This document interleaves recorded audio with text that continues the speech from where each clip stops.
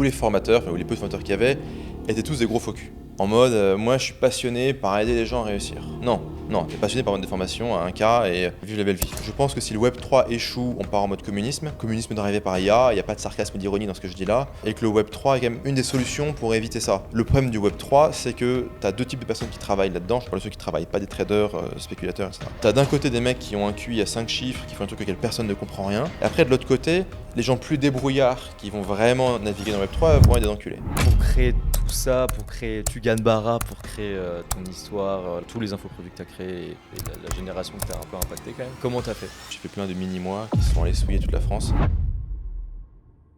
Ok, du coup on se retrouve sur ma chaîne aujourd'hui avec Tugan. Donc merci beaucoup Tugan d'être venu, d'avoir accepté mon invitation, d'avoir répondu aussi rapidement à mes messages, notamment mes vocaux. Euh, Écoute, aujourd'hui j'aimerais qu'on parle de différents sujets. Je te les ai évoqués un petit peu. Premièrement, toi en tant que personne avec toute ta DA qui est assez particulière, ton personal branding, tout ce que tu fais aujourd'hui en tant que business. Deuxième sujet, ce que tu penses de la géopolitique actuelle et du coup un petit peu ton jeu d'échecs dans dans l'écosystème, dans l'environnement géopolitique de 2024. Et le troisième, j'aimerais qu'on parle de Web3 puisque tu es porteur de projets dans le Web3. On est dans une période assez intéressante. Là, tout le monde va partir en euphorie. Il faut peut-être un peu calmer les foules avant que ça parte voilà, en bull run et enfin, bref, qu'on aille plus loin.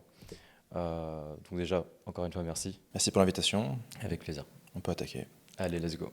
Bah écoute, du coup, on va commencer par toi, ce que tu fais, qui tu es aujourd'hui. Et voilà, que tu nous décrives un petit peu de manière globale ton écosystème que tu as construit, notamment ouais, ton business et ce que tu fais autour. Ouais, ouais. Aujourd'hui, je vais avoir plusieurs business de technologie dans le Web 2 et le Web 3. Donc, dans le Web 2, j'ai FrogTech, qui est une technologie de funnel. Donc, je dirais que c'était l'ancien paradigme, mais qui vivote encore un peu. Je suis associé sur une plateforme qui s'appelle Bonsai.pro, qui est une plateforme pour aider les créateurs à monétiser leur audience et gérer à monter en gamme. J'ai une activité de formation en ligne qui est un peu sur le déclin dans la mesure où ça fait quand même quelques années que j'aime enseigner, mais que j'ai moins d'appétit pour vendre de la formation. Ok. Je trouve que enseigner c'est passionnant, mais vendre de la formation, il y a un côté, il faut un peu bourrer le truc dans le gosier des gens. Après, ils sont tous braqués, etc. Donc, je fais moins ça. Et dans le Web 3, je suis associé sur de nombreux projets, dont un projet qui s'appelle Side.xyz, qui est une solution qui de base était une solution, on va dire, no-code, donc pour créer des choses dans le Web 3, et qui va beaucoup plus aujourd'hui vers une solution, on va dire, marketing dans le Web 3. Ok. Et dans le Web 3, en fait, ma vraie activité professionnelle aujourd'hui, c'est d'être advisor marketing pour des projets Web 3. Ok. Et c'est vraiment là que je passe le gros de mon temps et que je m'amuse vraiment, quoi. Ok. Et après, dans ma vie non publique, j'ai aussi des parts dans des business chiants, mais c'est une manière de parquer du cash et Business champ, du coup, physique plutôt. des business physiques, des business locaux en Ok. Europe. Ouais, ouais. Ok. Et ça, tu te l'es permis grâce au digital qui t'a permis de scale up et de te générer un certain un capital, et Ouais, ensuite que tu as pu investir. c'est ça. Ok. En fait, le souci des business digitaux, en particulier Web 2, c'est que tu fais du cash flow, tu bâtis rarement du capital. Hmm. Ton cash flow est difficile à convertir en levier bancaire ou même à le scaler tout court, quoi. C'est que oui, tu peux faire ton agence, ton machin, ton freelancing, ton petit truc. Avec l'IA, c'est encore plus rapide et gagner du cash flow, mais c'est compliqué de le convertir. Et moi, ce que j'ai observé, ça fait quand même quasiment 10 ans que je bosse sur Internet, c'est quasiment tout le monde dans le Web 2, dans tout ce qui est un peu formation, make money, opportunités en ligne en tout genre, Mm. quasiment tout le monde repart comme il est venu, une main devant, une main derrière, à poil. Ok. Même s'ils ont fait des centaines de milliers par mois en revenus, en dropshipping, en machin, ce que tu veux, les gens finissent tous broke. Est-ce que tu dis ça par rapport vraiment à une niche spécifique? Notamment, moi, je vois ça avec le dropshipping. Il y a eu une vague de dropshippers qui est venue à Dubaï, qui est un petit peu repartie pour la plupart. Toi, tu penses que c'est Web 2, digital? Infoprenariat, tout ce qui est, on va dire, les opportunités de business rapide. Ok. Tu vois, je crée un site avec du SEO, un blog, machin, je fais de l'affiliation, je fais du dropshipping, Ok. je crée une petite agence, enfin, pas d'attaque personnelle, hein. J'observe que finalement, les gens repartent une main devant, une main derrière, quoi. Ok. Ok. Et même après, on fait des très très gros chiffres.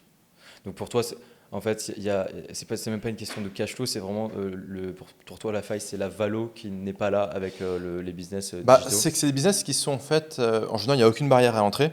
Ok. Donc n'importe qui peut te concurrencer. C'est des business, tu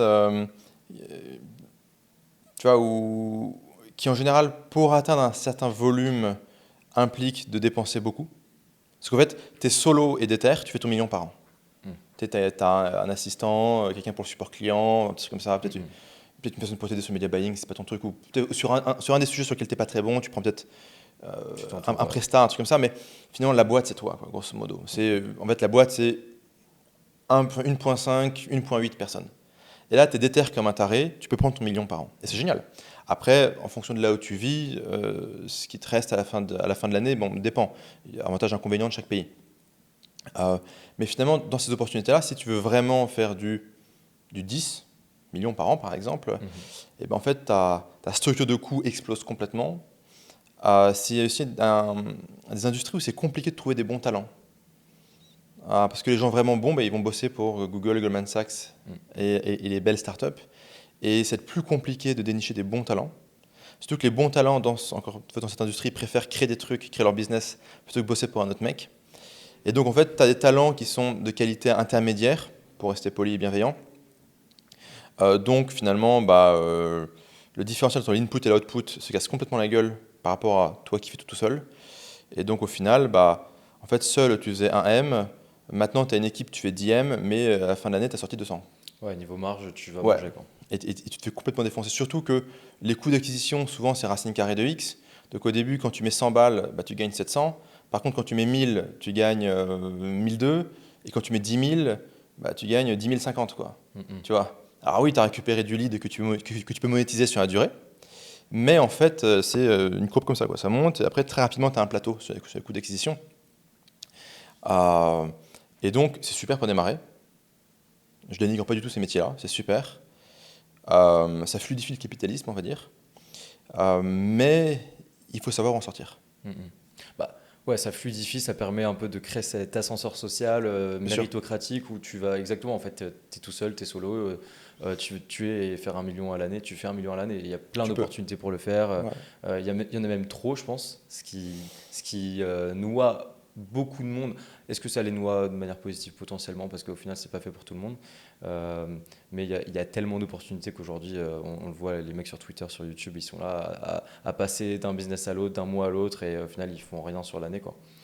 Après aussi, la question qu'il faut se poser, c'est de toute manière, ça va être un boulot full-time, 6 jours et demi sur 7, 5 jours, 6 jours, enfin, on peut pinailler. C'est 7 sur 7 en général, c'est une erreur parce que tu te crames. Et quitte à se défoncer, autant faire un truc bien. Les mecs, ils sont là, moi je vais me niquer pour être ghostwriter sur Twitter. C'est ce que tu fais, non? C'est bon? Mais petite pensée à mes ghostwriters. Ok.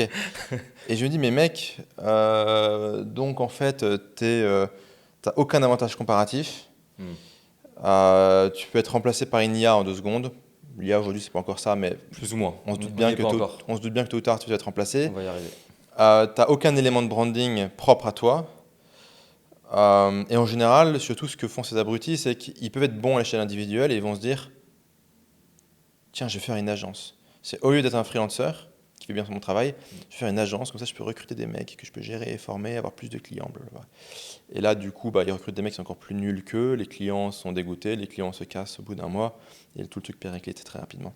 Et vraiment, le ghostwriter qui devient une agence, c'est la mort assurée. Tu dis ça par expérience, tu as vu un ghostwriter avec qui ça s'est mal passé ou... Parce que je les vois tous passer, quoi. Ok. Y a une grosse hype sur le ghostwriting depuis 1 an sur Twitter. On est parti de 5 il y a 1 an et maintenant il y en a 500. Il y en a des très bons. Moi, je pense au mien qui a fondé son agence avec mon aide et qui aujourd'hui est une très belle agence qui tourne bien avec des bons process et des pépites à l'intérieur. Mais c'est vrai que passer de freelance seul qui est bon parce que tu vas exceller dans ta compétence, que tu vas travailler à fonder une équipe avec ça, des diamants bruts, et au final, il faut les tailler. Et au final, il faut déjà trouver les diamants bruts, les tailler, arriver à se démarquer, à être dans le 1%, avoir une DA propre, etc. C'est vrai que c'est d'une complexité assez avancée quand même. En fait, non, c'est pas d'une complexité avancée. Le mec, il essaie pas d'envoyer un type sur la Lune non plus, tu vois. Il est juste là pour de recruter 3 ghostwriters, faire en sorte que les mecs écrivent pas avec leurs pieds, quoi. Ouais. Mais le management humain, mais en fait, le truc, c'est ça la vie. Genre, c'est ça la life. C'est genre, je vais scaler une agence de ghostwriter. Tu te réveilles le matin, t'es en mode, putain, Je vais scaler une agence de ghostwriter. Pourquoi pas? Je sais pas, un jour tu crèves, tu vas dire quoi? Tu étais sur ton lit de mort, tu vas te dire putain, cette agence de ghostwriter en 2024. Est-ce que tu penses qu'il n'y a pas une question de maturité et d'âge et de temps passé dans le business pour en arriver à cette vision que tu as? Non, il y a une question d'hyperventilation. C'est les gens sont en panique complet Ok, parce que les circonstances sont compliquées ouais, et donc du coup ils se précipitent. ok, Et à la limite, ça fait au moins le mec qui se précipite, il est en mouvement, il est en vie. C'est ouais. pas mal. Donc je dirais, je n'accable pas la démarche. Je note juste qu'on est sur de l'hyperventilation, sur de la respiration thoracique, avec un horizon de temps qui est très resserré, parce que c'est en mode survie, quoi. Hmm. Et qu'au final, Et tu penses pas qu'il faut passer par cette phase pour comprendre et avoir conscience qu'il y a peut-être une autre façon de respirer, qui est une façon plus... abdominal.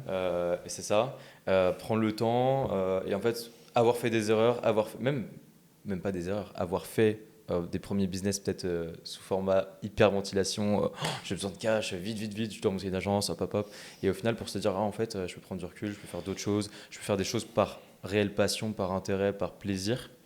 Bah, en fait, il y a la question de la passion et de l'intérêt. Il y a la question de la réalité économique, où est-ce qu'il y a du pognon. Mm. Et il y a la question finalement des aptitudes. Mm. Je dirais, euh, il y a du volume économique dans le fait de créer un concurrent de ChatGPT. Bon, on n'a pas tous les compétences, tu vois.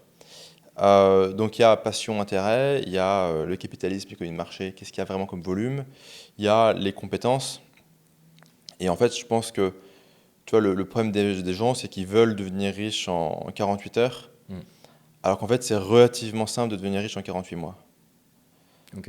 Et, euh, et à bien des égards, c'est peut-être beaucoup plus intéressant d'aller mettre son temps au service de boîtes ou de gens qui savent ce qu'ils font pendant 1, 2, 3 ans, Mm. et sans gagner 10 000 euros par mois. Mm. Et d'ailleurs, récupérer ce réseau, cette expertise, ce mentoring dans certains cas, pour aller faire des choses beaucoup plus intéressantes. Ok. Le truc de, enfin, cette démarche-là, moi, je l'entends, Mhm.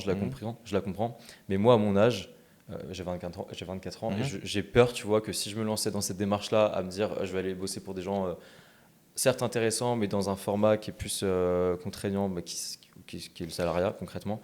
Après, tu peux trouver des formats hybrides. Mais le salariat n'est pas une insulte. Enfin, je veux dire, Non, c'est pas une question d'insulte, ouais. c'est une question que l'entrepreneuriat a des upsides et des downsides, le Mhm. salariat aussi. Oui, oui. C'est plus confortable, c'est plus carré, tu sais ce que tu fais tous les jours, tu sais combien tu as à la fin du mois.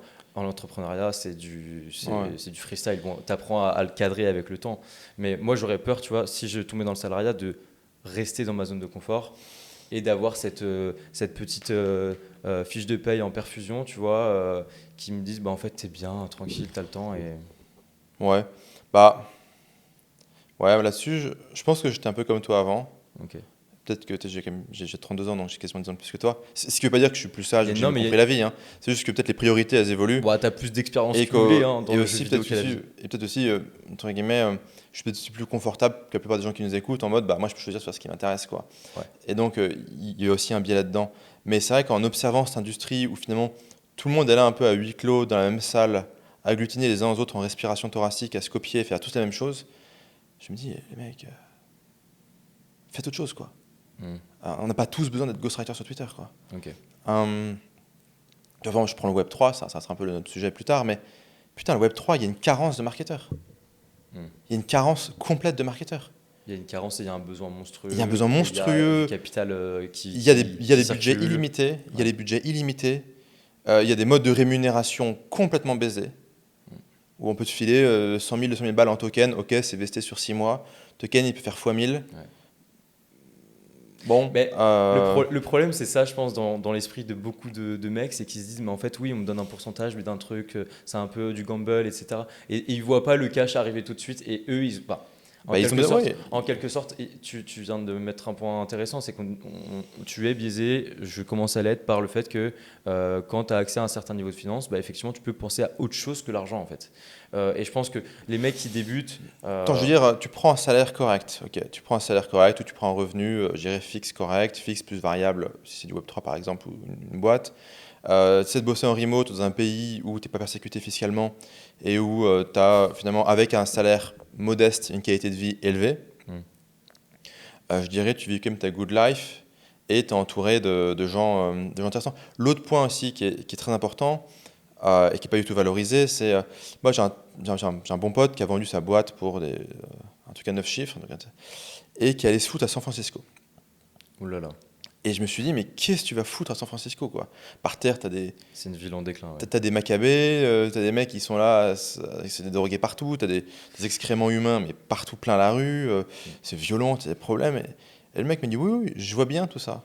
Trouve-moi une ville sur Terre avec une densité aussi haute de gens à 150 ou plus de QI. Hmm. Et le mec me dit, je m'en fous de la thune. Et en fait, et c'était avant qu'il vende sa boîte. Je m'en fous. Ce qui m'intéresse, c'est que sur un rayon de 5 km autour de moi, autour de ma géoloc, j'ai la plus haute densité au monde de gens brillants qui font des choses ambitieuses. Ouais. Et j'ai trouvé ça vraiment intéressant comme point de vue. C'est réel, mais en même temps, tu as d'autres endroits où les rues sont propres et où tu n'as pas de junkies qui sont en train Tu trouveras de faire peu des d'endroits, syncopes sur tu un trouveras caniveau, quoi. peu d'endroits avec une hausse, Bah, aussi haute densité. alors, Dubaï n'est pas un exemple. tu trouves? Oui. Moi, je trouve que. Alors, peut-être Non. que peut-être que c'est parce que ça fait déjà 2-3 ans que tu y es, Ouais. mais je trouve que la mixité ici, parce qu'il n'y a pas juste les Français ici. Bien sûr. Les Français qui sont là, tu as une partie qui est intéressante de par ce qu'ils ont réussi à faire niveau entrepreneuriat, niveau business, mais je trouve qu'il y a quand même une démarche dans cette ville. Tu sais, c'est un peu ce rêve américain, mais version émirati. Bien sûr. Donc il y a quand même un truc hyper intéressant de mouvement perpétuel. Bah, c'est pour ça que je suis là. Mais ici, tu trouveras plutôt des Pokémon rares que des gens à haut QI.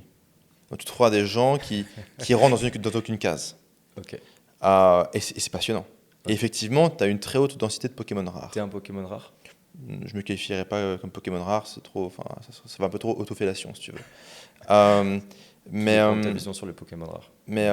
non, mais je te donne un exemple de Pokémon rare. Tu prends Pavel Durov qui a créé Telegram, il vit ici avec son équipe. Ok. Pokémon rare. Ça rentre dans aucune catégorie. Hmm. Le mec, il est là avec ses 5 potes, il gère 900 millions d'utilisateurs, leurs trucs sont jamais down, il n'y a jamais de problème. Je sais pas comment il fait pour rester en vie avec la moitié du gouvernement du monde qui doivent essayer de le hacker ou de le tuer, ça me regarde pas. Des gens comme ça, tu trouveras des Pokémon rares comme ça. Et ça, que ça rentre pas, c'est pas le modèle entrepreneuriat avec des investisseurs, des trucs comme ça, la Silicon Valley, le mec il est anti-Silicon Valley, anti tout ça. Pokémon rares. Donc oui, tu trouveras des Pokémon rares dans plein d'industries différentes. Et ça, c'est ce qui est génial de Dubaï. Donc oui, Dubaï, tu as une haute densité de Pokémon rares par rapport à d'autres zones, quoi. Oui. Mais tu vois, ouais, c'est maximiser les Pokémon rares, c'est intéressant. Maximiser les gens à très haute intelligence qui travaillent sur des enjeux très intéressants, très techniques, très ambitieux, c'est intéressant. Être, je dirais, en mode... tu vois là, le film là, Je suis une légende avec Will Smith. Tu vois, un jour là, il se promène la journée dans la ville et son chien il rentre dans un immeuble parce qu'il poursuit un truc. Et là, il rentre dans une salle obscure où il y a toutes les espèces de zombies qui sont agglutinés les uns contre les autres à dormir un peu en mode mort-vivant, en mode... Et j'ai l'impression que le Web 2, c'est ça. C'est des zombies qui sont tous là agglutinés les uns aux autres en mode respiration thoracique. Dans une même salle, les mecs, il y a plein de trucs à faire, quoi. Le monde, il est grand, quoi. Tu aurais cette pensée je sais pas si c'est un biais, mais est-ce que tu aurais cette pensée si le Web 3 n'existait pas et si tu n'étais pas dans le Web 3 et du coup que tu avais déjà Si j'étais pas dans le Web- exploré cette nouvelle... C'est pas une ruée vers l'or le Web 3, c'est juste une Si. ruée vers la technologie. Il y a l'or qui vient avec, mais c'est une ruée vers la technologie. C'est une ruée vers la découverte de nous-mêmes et de ce qu'on peut faire avec tous ces outils-là, Ouais. qui évidemment génèrent énormément de cash. Est-ce que tu penses que tu aurais cette vision sur le Web 2? Oui. Ouais, tu penses? Oui. Dû à quoi? Dû peut-être À un constat réel. Ok. Un constat réel. Ok. Et je fais partie du problème. J'ai formé énormément de gens au marketing Web 2, y compris au marketing bourrin. C'est quand moi je suis arrivé dans ce game-là, le direct response marketing, ce mot n'existait pas. Personne ne connaissait ce mot. Copywriting, les gens ne connaissaient pas. Maintenant, tu as des connards sur LinkedIn qui font « je suis copywriter, j'écris des articles de blog ». Tu fais « non, tu n'es pas copywriter, tu écris des articles de blog, mais vas-y, continue ». Ça n'existait pas en fait. Ok. Tu avais 3 youtubeurs qui avaient leur chaîne YouTube, qui n'avaient jamais fait une page de vente de leur vie, qui te parlaient de trucs, c'est bien, ils avaient le mérite d'exister. On n'était pas en saturation. Aujourd'hui, on est en saturation. C'est juste le marché a mûri, a évolué. Marché, hein. Ouais. Donc aujourd'hui, on est vraiment sur une saturation. Et moi, le message que j'aurais pour les gens, c'est aller là où les gens ne sont pas. Aller là où les gens ne sont pas. Ok. Parce que être un clone de clone de clone de clone, une copie de copie de copie de copie, un ghostwriter qui va reformuler avec ChatGPT, si un autre ghostwriter a produit sans même savoir ce qu'il fait, c'est pas aussi intéressant que ça. Après, le marché évince ces acteurs-là à un moment ou à un autre. Ben justement, c'est pour ça que je suis inquiet pour eux. Ça va, bah, moi non, parce qu'en fait, c'est un apprentissage. C'est le marché te met une claque parce qu'il y a une correction, on est à saturation, il y a trop, donc les prix baissent, ils n'arrivent pas à se démarquer, à créer un Blue Ocean ou à créer quelque chose qui les différencie pour avoir ouais, leur propre ODA, leur propre personal branding, leur propre spécificité. Mhm. Mais oui, il y a un moment, le marché va corriger et les bons vont rester, vont devenir encore meilleurs potentiellement, cycle capitaliste classique, quoi, cycle schumpeterien classique, avec un moment où on va partir sur une nouvelle destruction Bon, créatrice. voilà. Les gens peuvent se poser des questions comme ça. Dans quelle industrie, dans quel secteur, il n'y a pas encore eu, je dirais, d'afflux de marketeurs? Il y en a plein en fait. J'en ai un super en tête que je ne donnerai pas parce que je suis en train de créer des business là-dessus. Quelle industrie ou secteur a une barrière à l'entrée, notamment réglementaire? Une barrière à l'entrée réglementaire, ça se gère. Alors, c'est très chiant, ça se gère. Quelle industrie n'a pas de branding? Je te donne un exemple intéressant. WeWork a fail magistralement. Adam Newman de WeWork, il a lancé une nouvelle boîte. Qui s'appelle Flow. Ouais. Et Andreessen Horowitz, donc un fonds d'investissement, a mis, je crois, 300 millions dans cette boîte. Et tout le monde s'est foutu de la gueule d'Andreessen Horowitz. En mode, mais vous êtes des touristes complets, mais qu'est-ce que vous foutez, machin. Et du coup, Marc Andreessen, qui est un des associés d'Andreessen Horowitz, a dit, trouvez-moi un mec qui a créé une brand dans l'immobilier. Là, récemment, sur les 20 dernières années. Trouvez un mec qui a créé une brand dans l'immobilier. Et Airbnb n'est pas vraiment une boîte immobilière. Il n'y en a pas. Il a introduit du branding dans l'immobilier. Il a introduit de l'UX dans l'immobilier. Très intéressant. Et vu comme ça, c'était intéressant, du coup, leur investissement dans la prochaine boîte du mec. Donc, il y a énormément d'industries qui ont besoin de ça, qui demandent ça, où il y a beaucoup de choses à faire. C'est tellement plus intéressant. Et l'espérance mathématique de gain est très supérieure, en fait. Okay. C'est que la probabilité de succès, la probabilité de réaliser un revenu est plus faible, mais si on réalise un revenu, c'est tellement plus gros qu'en fait l'espérance mathématique est plus intéressante. Oui, et puis même au-delà du gain financier monétaire, le gain en compétences et le gain en réseau et le gain même en plaisir, je pense, il doit être largement décuplé plutôt que de se battre contre 20 000 clones qui font la même chose que toi. Il y a une création de sens qui est très supérieure. Ouais. Okay. Quand tu as commencé l'entrepreneuriat, le business, tu avais déjà cette vision-là, cette maturité-là, où vraiment au début, tu fonçais un petit peu tête baissée, hyperventilation, cage thoracique Alors moi, quand j'ai commencé, j'étais passionné par le fait de ne pas mourir de faim. Ok. C'est un bon fuel au début. Hein. Ouais. C'est même le meilleur, je pense. En fait, moi, de base, j'étais un peu intoxiqué par le paradigme entrepreneuriat. Tu sais, c'était l'époque... Je me suis lancé à l'époque où Oussama Ammar faisait ses premières vidéos. Où The Family se lançait. Okay. Et les mecs parlaient de growth hacking. Personne n'avait jamais entendu ça. C'était le truc, waouh. Il y a ce mec et tout qui parle de... Et il y a ce mec bizarre qui vient de la Silicon Valley qui nous enseigne des trucs. Bon. Et j'avais été assez séduit par ça. Donc en fait, initialement, j'étais un peu dans ce paradigme start-up, machin, levée de fonds, où très rapidement, je me suis rendu compte que ça ne fitait pas avec, je dirais, ma personnalité. C'est pour ça que tu as fait HEC Non. Quand j'ai fait HEC, je voulais devenir banquier à la base. Ok.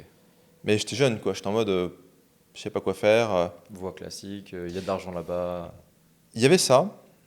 Et après, c'était un challenge. C'est comme une compétition. Enfin, c'est une compétition, en fait. Et je me suis dit, cette compétition a l'air intéressante. J'ai envie de la gagner. Bon, je suis pas arrivé premier. Mais moi, j'ai quand même réussi à rentrer là-bas. Et puis, une fois que j'ai rentré, je me suis rendu compte qu'en fait, ça n'a absolument aucun intérêt, quoi. Et donc, du coup, j'ai quitté HEC en disant, tiens, je vais devenir entrepreneur. Je vais créer une start-up. Et très rapidement, je me suis dit, en fait, start-up, c'est pas ce que je veux. Et j'ai mis pas mal de temps. J'ai mis pas mal de temps à me chercher, à savoir ce que je voulais faire. De fil en aiguille, il fallait que je bouffe. J'ai pas beaucoup de compétences concrètes parce qu'en prépa, tu apprends des maths, tu apprends de la philosophie, tu apprends l'économie. Mais bon, c'est pas un métier. En fait, si, je pouvais enseigner l'économie sur Internet pour 30 balles de l'heure sur Skype. Donc, j'ai commencé à faire ça pour gagner mes 30 balles de l'heure. Après, j'en ai fait une formation pour du coup, pouvoir un peu libérer du temps. Après, tu fais un aiguille, je me suis dit, bah, tant qu'il te vend des infoproduits. T'es tout de suite passé sur l'infoproduit avec, pour cette première activité-là? Ouais. Ah ouais, ok. Donc Enfin, j'ai fait 1 an et quelques de cours particuliers. ok. Et après, je me suis dit, ok, je passe sur de la formation. Mais l'infoproduit aujourd'hui, c'est du basique, tout le monde connaît, même ceux qui ne font pas Ouais. d'infoproduit connaissent un peu le business model de l'infoproduit. Tout le monde en fait, tout le monde veut en faire parce qu'on a vu les gains qu'il y avait, on a vu, et même il y a beaucoup de plaisir à prendre là-dedans pour ceux qui en prennent sincèrement, ce qui est assez rare Ouais. d'ailleurs. À l'époque, c'était pas le cas. Enfin, là, tu me parles c'était il y a combien de temps ça? Je dirais 2014-2015, dans ces zones-là. Ouais, donc l'infoproduit, c'était pas du C'était pas tout développé. comme Ouais. aujourd'hui. Non, c'était pas du tout développé. Comment tu as tilté qu'il y avait un marché sur l'apprentissage de compétences à cette époque-là, digital en plus? Enfin, tu as eu des potes qui t'ont dit, ah, tu gagnes 30 balles de l'heure, comment tu fais? Non, mais Enfin, je vis en Allemagne, j'avais un voisin qui gagnait 40 000 euros par mois, qui vivait sur le palier d'en face, donc c'était presque un coloc, qui gagnait 40 000 balles par mois ok, en faisant des cours de lecture rapide aux étudiants allemands. ok. Et qui pendant 1 an m'a dit, mais tu fais toujours des cours? Je dis, ouais. Et tu répètes le même truc? Je dis, ouais. Et tu dis pas que tu peux l'enregistrer en vidéo? Je dis, non, ça marchera jamais.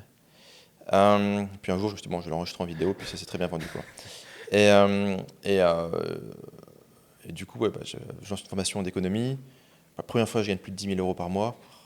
À l'époque, il n'y a rien de mieux que 10 000 euros de profit par mois. Tout ce qu'il y a au-dessus, Ça oui, change tu peux acheter des plus montres, des conneries, mais en fait, tu t'en fous. ton Ouais, ouais. style de vie. Le 10 000 euros par mois, tu vas au supermarché, tu t'en fous du prix. Tu vas au resto, tu t'en fous du prix. Tu C'est prends un billet d'avion symbolique. pour aller en week-end, tu t'en fous du prix. Enfin, tant que tu vas pas au Four Seasons, tu vois. Et ça, c'était vraiment cool, quoi. Et après, bah, je me suis dit, bah, attends, c'est intéressant de vendre des infoproduits. Est-ce qu'il n'y a pas des industries qui payent beaucoup plus, qui sont beaucoup plus grosses? Et là, j'ai découvert le marché fabuleux du make money sur Internet avec les tunnels de vente sur ClickBank que tu pouvais adapter en français. Et Tes ouais, yeux brillent, ça se voit que tu as une nostalgie de cette époque. c'est incroyable. C'était vraiment incroyable. On mettait 1000 balles le matin en ads et on gagnait 3-4 000 le soir, quoi. Ok, Sur des produits e-book, donc TVA 5,5. ok. Je savais pas ça. Donc les marges étaient hallucinantes, quoi. Ok. Et Et il donc- n'y avait personne. Il y avait no one. En fait, les seuls mecs qui exerçaient sur le direct response marketing, c'était de la vraie arnaque. Parce que les mecs, c'était vraiment du scam, en fait. Et nous, on se dit, mais en fait, t'as pas à scammer le mec. Tu lui vends un produit, le produit, il est bien, tu mets vraiment de l'effort d'en faire un bon produit. Personne n'ouvre le produit, mais c'est pas grave. Toi, tu sais que tu as fait un bon produit, si tu veux. Bon. Tu vendais du high ticket à l'époque ou alors Non, c'était non, que 37 du balles. e-book E-book classique? à 37 balles. E-book 37 balles. Ok. Personne n'ouvrait le produit, mais moi, je savais que j'ai fait un bon produit, si tu veux. Ouais, donc en soi, Et il est politique de, responsable Ouais, ouais. de ça, mais toi. et politique de remboursement complètement laxiste. Parce qu'il n'est pas content, je le rembourse. Voilà. Ok. Et du coup, en fait, on a introduit un peu de sérieux dans une industrie où il y avait rien et les peu d'acteurs qui étaient là étaient juste là pour faire du scam avec des. Il n'y avait pas de produits, je sais pas ce qu'ils faisaient vraiment les mecs, mais bon, enfin, c'était pas très. Donc c'était l'équation de marketing underground, c'était marketing bourrin plus bon produit est égal $. Et le bon produit, c'est pas que du karma positif, c'est aussi de la LTV. Parce que je me suis dit, bah, ce que je veux, c'est que le client reste client et continue d'être Ouais, client et tu puisses continue créer d'acheter. un écosystème de produits Ouais. pour continuer de le servir et qui continue d'acheter. Ouais. Quoi. Et ça, c'était marrant un temps. Au bout d'un moment, il y avait quand même un manque de sens. Parce que tu vois, tu vends du gilet jaune, des PDF. Bon, au bout d'un moment, tu te dis, bon, qu'est-ce que je fais de ma vie, quoi? Du Et de- PDF à des gilets jaunes. Ouais. Ouais. Et donc là, je me suis dit, bah vas-y, je vais enseigner. Et donc j'ai commencé à enseigner marketing bourrin. Et du coup, j'ai fait plein de mini-mois qui sont allés souiller toute la France, qui n'ont pas forcément compris que la deuxième partie de l'équation, c'est faire des bons produits, malheureusement. Je peux les pousser au cul, leur donner des informations claires, et voilà, mais après, je suis pas leur mère, quoi. Ouais, t'es pas réellement responsable de eux, ce qu'ils vont faire de l'information que tu as transmise. Tant que l'information, Bah, elle j'estime est que j'ai une contrôlée. part de responsabilité, parce que je leur ai quand même transmis des méthodes. Mais après, mon champ d'action est limité. Ok, ok. Et donc pour créer tout ça, pour créer Tugan-Barra, pour créer ton histoire, l'infoproduit que tu as, enfin tous les infoproduits que tu as créés, Mhm. et RX et la génération que tu as un peu impacté quand même, comment tu as fait? Vraiment là, je te parle plus du produit en tant que tel, je te parle de toi. Comment tu as fait pour te créer une image de marque, pour influencer le marché, pour le Bah, séduire? J'ai pris Zoom et j'ai streamé sur Zoom pour enseigner des trucs, quoi. Il n'y a pas eu de grande stratégie. Enfin, il y a eu quelques points de positionnement. À savoir que quand je suis arrivé sur le marché, tous les formateurs, enfin, ou les peu de formateurs qu'il y avait, étaient tous des gros faux culs. Ok. En mode, moi, je suis passionné par aider les gens à réussir. Non, tu es passionné par vendre des formations à 1K et vivre la belle vie. Et c'est ok, je te juge pas. Très bien. J'ai pas d'avis sur ton produit, je l'ai pas consommé, donc j'ai pas de critique à formuler, si tu veux. Mais tu me prends pour un con. T'es passionné par vendre des putains de formations pour ta chaîne Rolex derrière. Et c'est OK. Il paraît que c'est des belles montres. Donc moi, du coup, j'ai fait un ajustement de positionnement où je dis clairement, les mecs, moi je suis passionné par le fait de ne pas mourir de faim, je suis passionné par le fait de faire du fric, par le fait d'être rentable, le fait d'être avec des gens qui convertissent.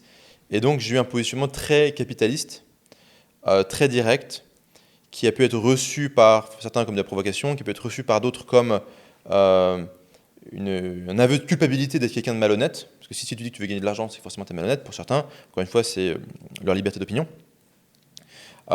Donc j'ai eu ce positionnement un peu clivant, qui correspond grosso modo à ce que je pensais à l'époque et ce que je pense toujours. Donc il y a eu un petit ajustement de positionnement là-dessus. L'autre ajustement de positionnement, c'est tout le monde disait marketing en ligne, marketing en ligne. Donc si j'arrivais à marketing en ligne, c'était dead.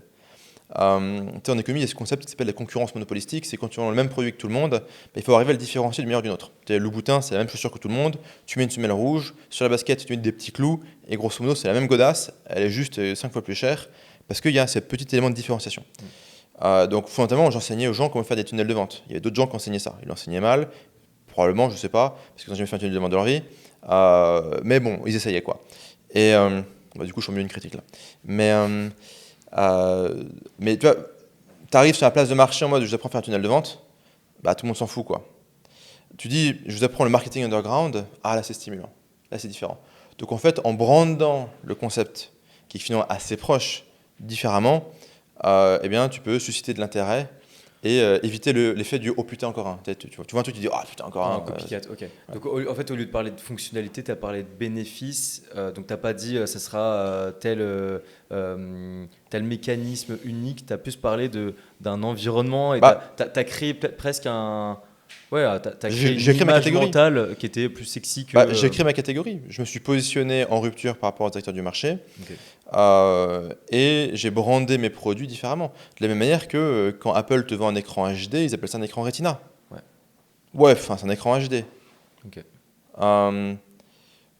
Donc, le fait d'aller brander le véhicule, le fait d'aller brander le mécanisme, on peut appeler ça un mécanisme unique, on peut appeler ça une Big ID, évidemment, ça contribue. Faut aussi prendre en compte que j'étais sur un marché qui n'était pas encore saturé. J'arriverai aujourd'hui avec cette stratégie-là, je pense que ça ne marcherait pas. Pourquoi ? Trop de saturation, trop de mecs, trop de trucs. Trop de mecs qui ont inventé des noms bizarres pour te vendre la même chose que tout le monde. Ok. Donc ouais, on est en train de revenir à chaque fois en fait sur la même notion depuis 10 minutes. C'est clairement la sophistication du marché. C'est qu'en fait on est dans des cycles. Saturation plus que sophistication. Ouais, en fait tout le monde fait la même chose jusqu'au point où la même chose n'a plus aucun impact et donc il faut se différencier. Tout le monde va reproduire la différenciation jusqu'au point où la différenciation n'a plus d'impact et ainsi de suite en fait. Parce que moi quand je faisais de l'infoproduit, je faisais de l'infoproduit quelque part en rupture par rapport au paradigme startup. C'est le paradigme dominant, c'était le paradigme startup. C'était la grande époque de The Family et compagnie où tout le monde voulait faire une startup. C'était tout le monde sur Internet. Dès que ça parlait business, money, entrepreneuriat, c'était Steve Jobs, Mark Zuckerberg, le hoodie, startup. Et du coup, moi, je suis en mode fuck la startup. Je préfère printer des millions. Parce qu'au final, si je regarde l'exit moyen d'une startup après X années, en plus, en général, il faut vivre dans une zone où il y a beaucoup de fiscalité. Londres, ça taxe quand même beaucoup en fait. Paris, ça taxe. San Francisco, la Californie, ça taxe à mort. Donc en fait, tu es très fiscalisé. Donc en fait, au bout de 10 ans d'entrepreneuriat, tu gagnes pas tant de thunes que ça. Par contre, là, je dis, ok, anomalie du marché, c'est complètement baisé. J'ai des rentabilités de taré, sur fonds propres, pas besoin de lever des fonds. Et en gros, je peux accumuler en 2 ans ce que l'entrepreneuriat startup m'aurait apporté en 10 ans. Quoi. Et l'entrepreneuriat startup, il faut voir un peu la réalité, enfin l'envers du décor. C'est les clauses quand tu lèves des fonds sont quand même très particulières. Tu as des mecs, oui, ils vendent leur boîte pour 1 milliard, mais en fait, les clauses font qu'ils partent avec 10 millions. En fait, à cette époque-là, 10 millions, tu pouvais les faire relativement facilement avec du talent et beaucoup de travail dans l'entrepreneuriat. Pas forcément le cas aujourd'hui. Donc, en gros, moi, je suis allé dans l'infoprenariat quelque part où je vais défoncer l'entrepreneuriat en rupture par rapport au paradigme startup. Okay. Et quelque part aujourd'hui, je vais dans du Web 3 en rupture par rapport au paradigme Web 2 parce que je regarde un peu les forces en présence. Et si trop de monde va dans la même direction, a priori, c'est soit une connerie, soit du fascisme, soit les deux en même temps. Ok. Ah non, c'est cohérent par rapport à ce que tu disais au tout début de la discussion en fait. Tu essaies toujours de regarder un petit peu la masse et tu fais l'inverse quoi. Et globalement, c'est une stratégie qui a tendance à fonctionner. Même dans le Web 3, quand tu investis dans le Web 3, c'est pas là maintenant qu'il faut investir enfin, quoi que, on a encore le temps, j'imagine. C'est pas maintenant qu'il faut investir à l'ATH du Bitcoin. C'était plutôt il y a 6 mois, 1 an, 2 ans, pendant que c'était compliqué, que tout le monde voyait du rouge, que plus personne n'en parlait et que c'était plus sexy, quoi. Enfin, C'est sûr que c'était beaucoup plus intéressant financièrement d'investir avant. Après, moi, je suis pas conseiller financier. Mon métier dans le Web3, c'est le marketing, ok. c'est pas l'investissement ni le trading. Ok. Ça, tu le fais pour ton plaisir et même pour ton avenir, j'imagine, personnel. Alors, c'est pas du plaisir, ça me fait chier, mais oui, il faut que je gère ma thune. Ok. Donc, je gère ma thune. T'aimes pas investir dans le Web3, pourtant t'adores le Web3? En fait, dans le Web3, j'ai pas forcément besoin d'investir. Moi, j'ai acheté beaucoup de Bitcoin, beaucoup d'Ethereum à l'époque où ça valait que dalle. Ok. Enfin, dans le creux 2018-2019. Alors, ça Ok. valait moins que dalle que 10 ans avant, mais Ça bon. faisait quelques milliers d'euros. Voilà. Le Bitcoin, j'ai payé soit 5, 6, 7 000 dans cette fourchette-là. Et l'Ethereum, je dirais entre 150 et 350. Enfin, à la louche dans ces fourchettes-là, quoi. Ok. Donc, si tu veux, ça, je le garde. Je suis content. Il est là, il est au chaud. Je suis pas vendeur. Et après, dans le Web3, j'ai pas besoin d'investir. On me file des tokens gratos. Ok. Donc ton investissement, c'est ton temps et ta compétence. que tu vas J'échange mettre j'échange du bon sens à- paysan contre un truc avec un upside illimité, oui. Ok. C'est bon ça. J'échange du bon sens paysan packagé dans du temps en échange de tokens qui ont un upside illimité. Et on est d'accord que là, sans ton expérience Web 2 sur le marketing de manière globale, sur l'infoproduit, etc., tu ne serais pas dans le Web 3 avec tout le bagage intellectuel et de compétences que tu as aujourd'hui. Hein. Effectivement. Néanmoins, pour les gens qui veulent aller dans le Web 3 aujourd'hui, vous n'avez pas besoin de devenir d'abord bon dans le Web 2 pour devenir dans le Web 3. On va dire que le Web 2, ce qui est bien, c'est que c'est du marketing terre à terre, basique, réel, quoi. C'est tiens, il y a un mec, il faut qu'il achète un produit. Bon. Là où dans le Web 3, les gens s'inventent des faux problèmes. Mais tu comprends, moi je fais de la scalabilité sur un ZK rollup, machin. Tu vois, oui, non, mais attends, à la fin de la journée, il y a un mec qui doit acheter le token, il y a un mec qui doit utiliser ton produit. Donc je dirais, ce qui est important, c'est de comprendre les fondamentaux de la psychologie humaine. Il y a un bouquin qui s'appelle Influence et manipulation, ça coûte 10 balles sur Amazon, il y a tout dedans. Ok, ça se lit en quelques heures, c'est bon. Et après, les spécificités du marketing Web 3, il y a un autre bouquin qui s'appelle Token Titan, écrit par, enfin, co-auteur, il est là, il est avec vous, il est heureux, il vous partage tout, quoi, qui coûte un peu plus cher, peut-être 20 balles sur Amazon ou 30 balles, je sais plus, enfin, on s'en fout. C'est la même chose qui enseigne toutes les spécificités du Web3. Donc, influence et manipulation, c'est disponible en français. Token Titan, malheureusement pas encore disponible en français, bientôt Inch'Allah. Et voilà. Donc, et vous prenez ça, il y a à peu près tout. Ok, c'est une très bonne base. Oui. Ok. Et donc toi, si tu devais conseiller, donc c'est ce que tu conseilles, hein, de partir dans le Web 3, Oui. ce qui au final va te nuire puisque tu vas recréer un état de marché dans lequel il y aura de la saturation à nouveau. On est large. On y arrivera. On un est moment, vraiment, mais vraiment, on a on est le temps. vraiment large. Mais, Puis surtout, enfin, moi, tous les jours, j'ai des projets qui viennent me voir, qui disent ok, je fais quoi? Je dis tu fais ça. Le mec il dit ok, tu peux le faire pour moi? Non. T'as un mec qui peut le faire pour moi? Non. Je l'ai Ah pas. ouais, Bah, je mais- l'ai pas le mec. Et pourquoi tu ne montrais pas une agence justement Web 3 où justement toi tu es advisor et à côté pour Je l'exécution. je préfère rester advisor, former gratuitement des gens, caser les mecs. Ok. Le mec, après, il deal, enfin, le marketeur ou l'opérateur va dealer directement avec le projet. Je veux pas, les métiers d'agence ne m'intéressent pas. Également, les métiers d'agence sont très chronophages. Mon temps, là, concrètement, mon agenda, il est plein, quoi. Qui est, Ouais, qui est- mon agenda, il est plein. Donc, je préfère former les gens gratuitement.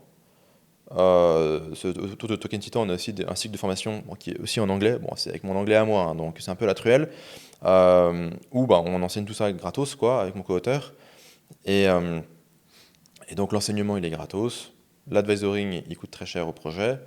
Et après, idéalement, bah, je pioche dans les tokens Titan qui donnent notre communauté pour caser ceux qui sont intéressés, quoi. Tu t'es créé un écosystème en fait. Ouais. Et pourquoi tu vends pas la connaissance? Ok, tu vends du coup C'est pas token intéressant. temps. C'est pas intéressant.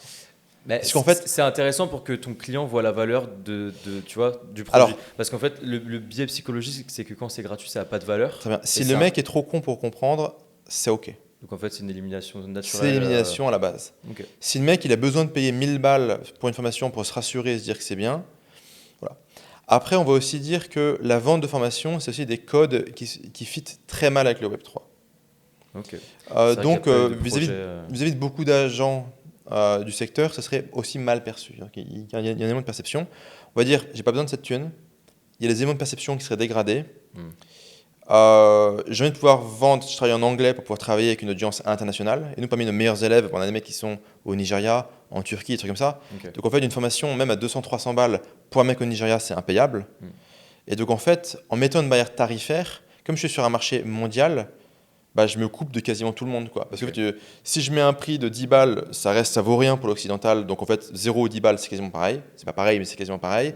Et si je mets un prix élevé, bah, en fait, le gros de l'humanité ne peut pas accéder. Ok. Et moi, je préfère pouvoir récupérer des mecs du monde entier. C'est pour cette raison que c'est en anglophone tout le contenu que tu as fait? C'est pour ça que c'est en anglais, c'est pour ça que c'est gratos. Ok, donc tu voulais vraiment t'ouvrir au Ouais. monde et avoir des talents bruts qui viennent, comme Ouais. tu l'as dit, du Et, Nigeria, de Turquie, de France. et après, pour moi, il y a aussi un peu une mission quelque part. Je sais que la mission, c'est un peu le truc que les mecs ils rajoutent dans leur pitch pour faire genre ils sont drivés. Mais ça correspond aussi à mes points philosophiques. Je pense que si le Web 3 échoue, on part en mode communisme. Communisme drivé par IA, il n'y a pas de sarcasme d'ironie dans ce que je dis là. Et que le Web 3 est quand même, je pense, une des solutions pour éviter ça. Le problème du Web 3, c'est que tu as deux types de personnes qui travaillent là-dedans. Je parle de ceux qui travaillent, pas des traders, spéculateurs, etc. Tu as d'un côté des mecs qui ont un QI à 5 chiffres, qui font un truc auquel personne ne comprend rien, qui sont là à faire des research papers, des maths, des machins. C'est génial, faut pas les changer, c'est très bien. Donc eux, ils font des trucs auxquels personne ne comprend rien. C'est les mecs chez Ethereum, ils sont là, oui, bon, très bien. Donc on est très heureux et reconnaissant de pouvoir bâtir sur les fondations qu'ils ont posées. Mais grosso modo, eux, ils sont là, très bien. Et après, de l'autre côté, les gens plus débrouillards qui vont vraiment naviguer dans le Web3 vont être des enculés. Vont être des mecs qui vont vraiment faire des putains de rugs, qui vont hacker des trucs, qui vont faire toutes les saloperies de la Terre. Donc en fait, il y a une polarisation entre des gens qui sont des merdes absolues et des gens qui sont À qui il manque des l'aspect geeks absolus, marketeur, quoi. Ouais, qui sont complètement à l'ouest dans leur tour d'ivoire. Mais ils s'en foutent en fait, enfin, eux de marketer. Eux, ce qu'ils veulent, c'est créer la techno pour la Ouais, techno. parce que ouais, c'est l'art pour l'art, c'est du Parnasse, quoi. C'est C'est la ça. techno pour la techno. Et du coup, en fait, il manque un peu cet élément central de gens qui sont en mode avec des bonnes intentions, Venez, qui on bricolent, dit des choses, ouais. et qui vont faire des trucs qui vont foirer, mais qui vont pas foirer avec des mauvaises intentions. Tu vois, donc ils vont tester des trucs, mais il y a du bon sens paysan, il y a de l'itération, il y a la learning curve, et c'est eux qui vont créer des usages. Et c'est les usages qui vont ramener des gens. Parce que là, les gens, ils viennent que pour spéculer aujourd'hui. Il ne faut pas se mentir, les gens viennent que pour spéculer. L'introduction d'usages, en tout genre, va ramener des gens qui vont utiliser la blockchain pour ce que la blockchain a à proposer. Et du coup, s'il n'y a pas ce noyau dur de gens pragmatiques, tu n'as pas besoin d'être un génie, tu as juste besoin de te mettre dans les pompes des gens, essayer de créer des expériences, des produits qui plaisent aux gens, que les gens veulent utiliser. Et s'il n'y a pas cette couche-là qui arrive, les mecs, ils vont faire de la recherche fondamentale dans leur coin. Il y aura des acteurs qui sont plus en mode de la prédation, qui vont voilà, faire un carnage dessus. Ouais. Et finalement, la blockchain, ce sera ça monte, ça baisse, et de temps en temps, il y a un mec qui va en prison parce qu'il est parti avec tout l'argent de l'exchange, quoi. Ouais, c'est que c'est encore depuis une dizaine d'années, quoi. Et c'est dans ce truc-là qu'on reste bloqué un peu inlassablement. Et les acteurs du secteur sont en mode non, mais la solution, c'est d'avoir une blockchain encore meilleure. Je dis peut-être, mais s'il n'y a personne qui crée quelque chose dessus, ça ne sert à rien. Et surtout que les acteurs du Web3 voient d'un très mauvais œil marketing. Si tu dis marketing, tu viens du Web2, est-ce que tu es en mode non, le marketing, on n'aime pas, on est mal à l'aise avec ça, c'est forcément de la manipulation. Donc il y a un côté qui est très puriste, très idéologique.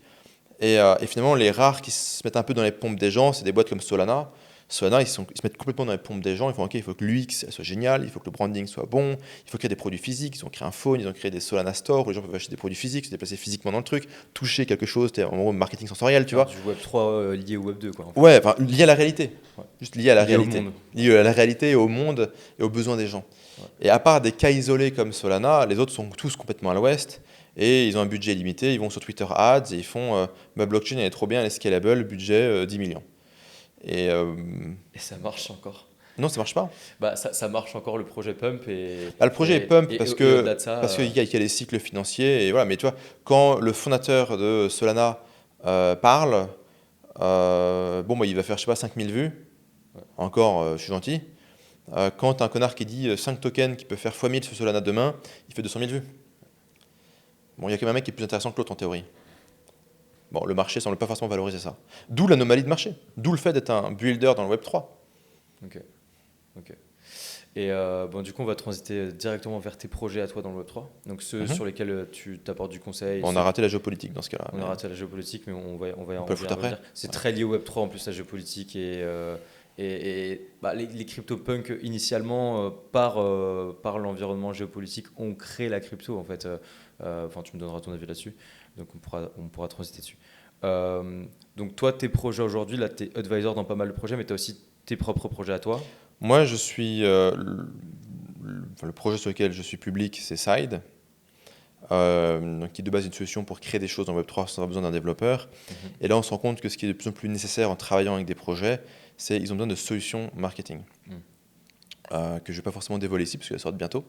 Mais en gros, on va créer un mix de, si tu veux, un mix de make.com, Google Analytics et de fonctions comme ça pour du Web3. En fait, la grande difficulté du Web3, d'un point de vue marketing et distribution, c'est qu'il n'y a pas de méthode de distribution identifiée qui marche de manière répétable et scalable. Tu vois, tu fais du Web2, tu fais de la publicité. Ok, après tu peux changer un peu la publicité, AB tester les trucs, AB tester la landing page, mais grosso modo, tu mets de l'ad, ça marche. Le Web3, il n'y a pas ça. Le Web3, tu mets de l'ad, ça marche pas. Les gens ne réagissent pas à la publicité dans le Web3. Publicité est égale suspicion, vraiment. Alors du coup, ils vont utiliser des KOL, des Key Opinion Leaders, ou des micro-influenceurs, si tu préfères. Donc ils vont les briber, leur filer de la thune pour qu'ils parlent du projet. Ce qui devient d'ailleurs de plus en plus encadré par la loi, parce que maintenant, il faut quand même que le gars il disclose qu'il a été payé, etc., notamment en Europe avec la loi MiCA. Je ne sais pas trop où est-ce qu'ils en sont. Bon, ça, à la limite, c'est plutôt du bon sens, la transparence étant quelque chose de positif dans ce cas-là. Donc, ils vont essayer un peu de manière brinque-ballant à négocier avec des KOL. Et finalement, en fait, le SEO, si ça prend trop de temps pour le Web3, parce que une semaine dans le Web3, c'est un an dans la vraie vie. Donc, si tu veux, si tu mets 6 mois à ranker, bon, autant te dire que tu es mort, si tu veux. Et donc, il y a ce besoin de pouvoir faire de l'automation, pouvoir créer des incentives, pour faire de l'acquisition et de la rétention sur ton projet. Alors ça fait très théorique vu comme ça, mais quand on introduira les features qui sont de la putain de poésie, ceux qui travaillent dans Web3 sauront apprécier. Et en plus, on travaille avec des très très beaux projets, des très beaux partenariats qui nous suivent dessus. Donc, tu parlais d'incentive là il y a 2 secondes pour justement créer de la valeur, créer de l'attraction, créer de la rétention, créer de la LTV, enfin tout ça. Mais l'acquisition, c'est pas les comment tu résous le problème de l'acquisition dans ton équation? Parce que dans ton équation, en fait, tu as le volume d'entrée d'acteurs, la rétention et la LTV, grosso modo, pour faire. Tu transformes tout le monde en ambassadeur, grosso modo. Ok, tout le monde. C'est-à-dire le user classique, le user ambassadeur. Le user, tu dois convertir le plus de users possible en ambassadeur. Ok. Sans rentrer dans un truc pyramidal. Oui. En fait, si tu veux, ce qui est assez intéressant, c'est comme le user, souvent, il est holder, donc il a, si tu veux, une possession quelque part. En fait, il a un sentiment d'appartenance psychologique et il a une possession financière, ou il a un commitment financier dans le projet. En fait, inconsciemment ou pas, lui, il veut que le projet réussisse pour que son bag se valorise. Il faut l'aider à aider le projet. Et tu n'as pas besoin de le payer en plus. Tu peux mettre des trucs, des petites incitations, tu peux gamifier, tu peux faire des cadeaux, tu peux airdropper des petits trucs, tu peux récompenser, célébrer, remercier les gens qui contribuent, évidemment. En fait, tu n'as pas besoin d'avoir forcément une logique d'affiliation. La logique d'affiliation, elle est très Web2. Et le seul projet qui marche vraiment avec de l'affiliation dans les cryptos, c'est plus des exchanges ou des plateformes comme ça, qui sont en fait de facto plus des brokers. Et donc plus des plateformes Web2 que Web3. Tu vois, Uniswap ou Blur, donc Blur pour les NFT, Uniswap pour trader des tokens, il n'y a pas de système d'affiliation pour vas-y, va acheter un. Ne serait-ce parce qu'en fait, il n'y a quasiment pas de frais. C'est qu'Uniswap, ils prennent 0 quelque chose, ou 0,3, je sais plus, un truc, c'est tout petit. Blur, aujourd'hui, ils prennent 0 frais, je crois. Donc en fait, ils vont filer quoi aux gens? Alors ils peuvent leur airdropper des tokens gratos, mais dans ce cas, tu gonfles la supply, le token il se casse la gueule, tout le monde le vend, pas très intéressant. Donc en fait, les logiques d'affiliation, on pourra trouver des contre-exemples, mais en général, elles ne marchent pas très bien dans le Web 3, dans la finance décentralisée. Okay. Et du coup, là, ce SaaS dont tu es en train de présenter, c'est un SaaS que tu vas proposer au projet Web 3 eux-mêmes? Ou alors, C'est ça, on bosse avec les projets et ils utilisent nos solutions. Donc en fait, tu es dans le milieu du Web3 en tant qu'advisor et en plus de ça, tu as créé ta solution SaaS qui va aider tous les projets Web3. Ce qui est intéressant, c'est en parlant à des dizaines de projets, je vois leurs besoins, je vois leurs problèmes, je vois finalement des stratégies qui finissent par marcher dans de nombreux projets, tout ne marche pas à tous les coups. Et donc on peut identifier ces régularités. Une fois qu'on a identifié ces régularités, on se dit, ok, là ils le font à la mano, c'est cher et compliqué, est-ce qu'on ne peut pas l'automatiser? Est-ce qu'on peut pas transformer cette automatisation en un produit, quoi. Et après, c'est une logique différente, c'est que c'est pas un produit, tu vas payer comme un SaaS avec ta carte, tu vas utiliser le token du coup pour pouvoir unlocker des choses et utiliser des choses dans le produit. Donc c'est une économie un peu plus circulaire, quoi. Ok. Ta clientèle, donc les projets, eux vont payer avec le token du coup. Ils auront différentes manières de payer, mais in fine, on va les pousser à utiliser le token. Okay. Après, tu vois, on va leur faciliter la tâche. Si le mec il veut payer avec autre chose, je prends ta thune. Après, est-ce que je la convertis pas? Quel pourcentage de mon token à moi pour que ça revienne bien dans la machine? Ça, après, ça a amené à être défini. Okay. Ça doit être une galère quand même à automatiser parce que du coup, tu vas faire du cas par cas. Enfin, ça sera très casuistique comme process Non, de non, ça paiement. sera. Non, on va définir en fait, Il y aura différents moyens de payer. il y aura différents. Non, mais ça, si tu veux, le mec, il paye en ce qu'il veut, tu convertis dans ton token, tu l'automatises. C'est pas du tout un challenge. Ok. Ah C'est ouais. pas du tout un challenge aujourd'hui. Ok. Tu passes par un bridge, même si c'est une blockchain différente, c'est pas du tout un challenge. Ok. Euh, et après, le produit lui-même, il y aura un certain nombre de customisations possibles. Au début, ce sera très limité. Et après, plus le produit va mûrir, plus on va affiner on va dire enfin, enrichir les settings pour que le projet puisse vraiment targeter Ok. précisément ce Ok. qu'il fait, quoi.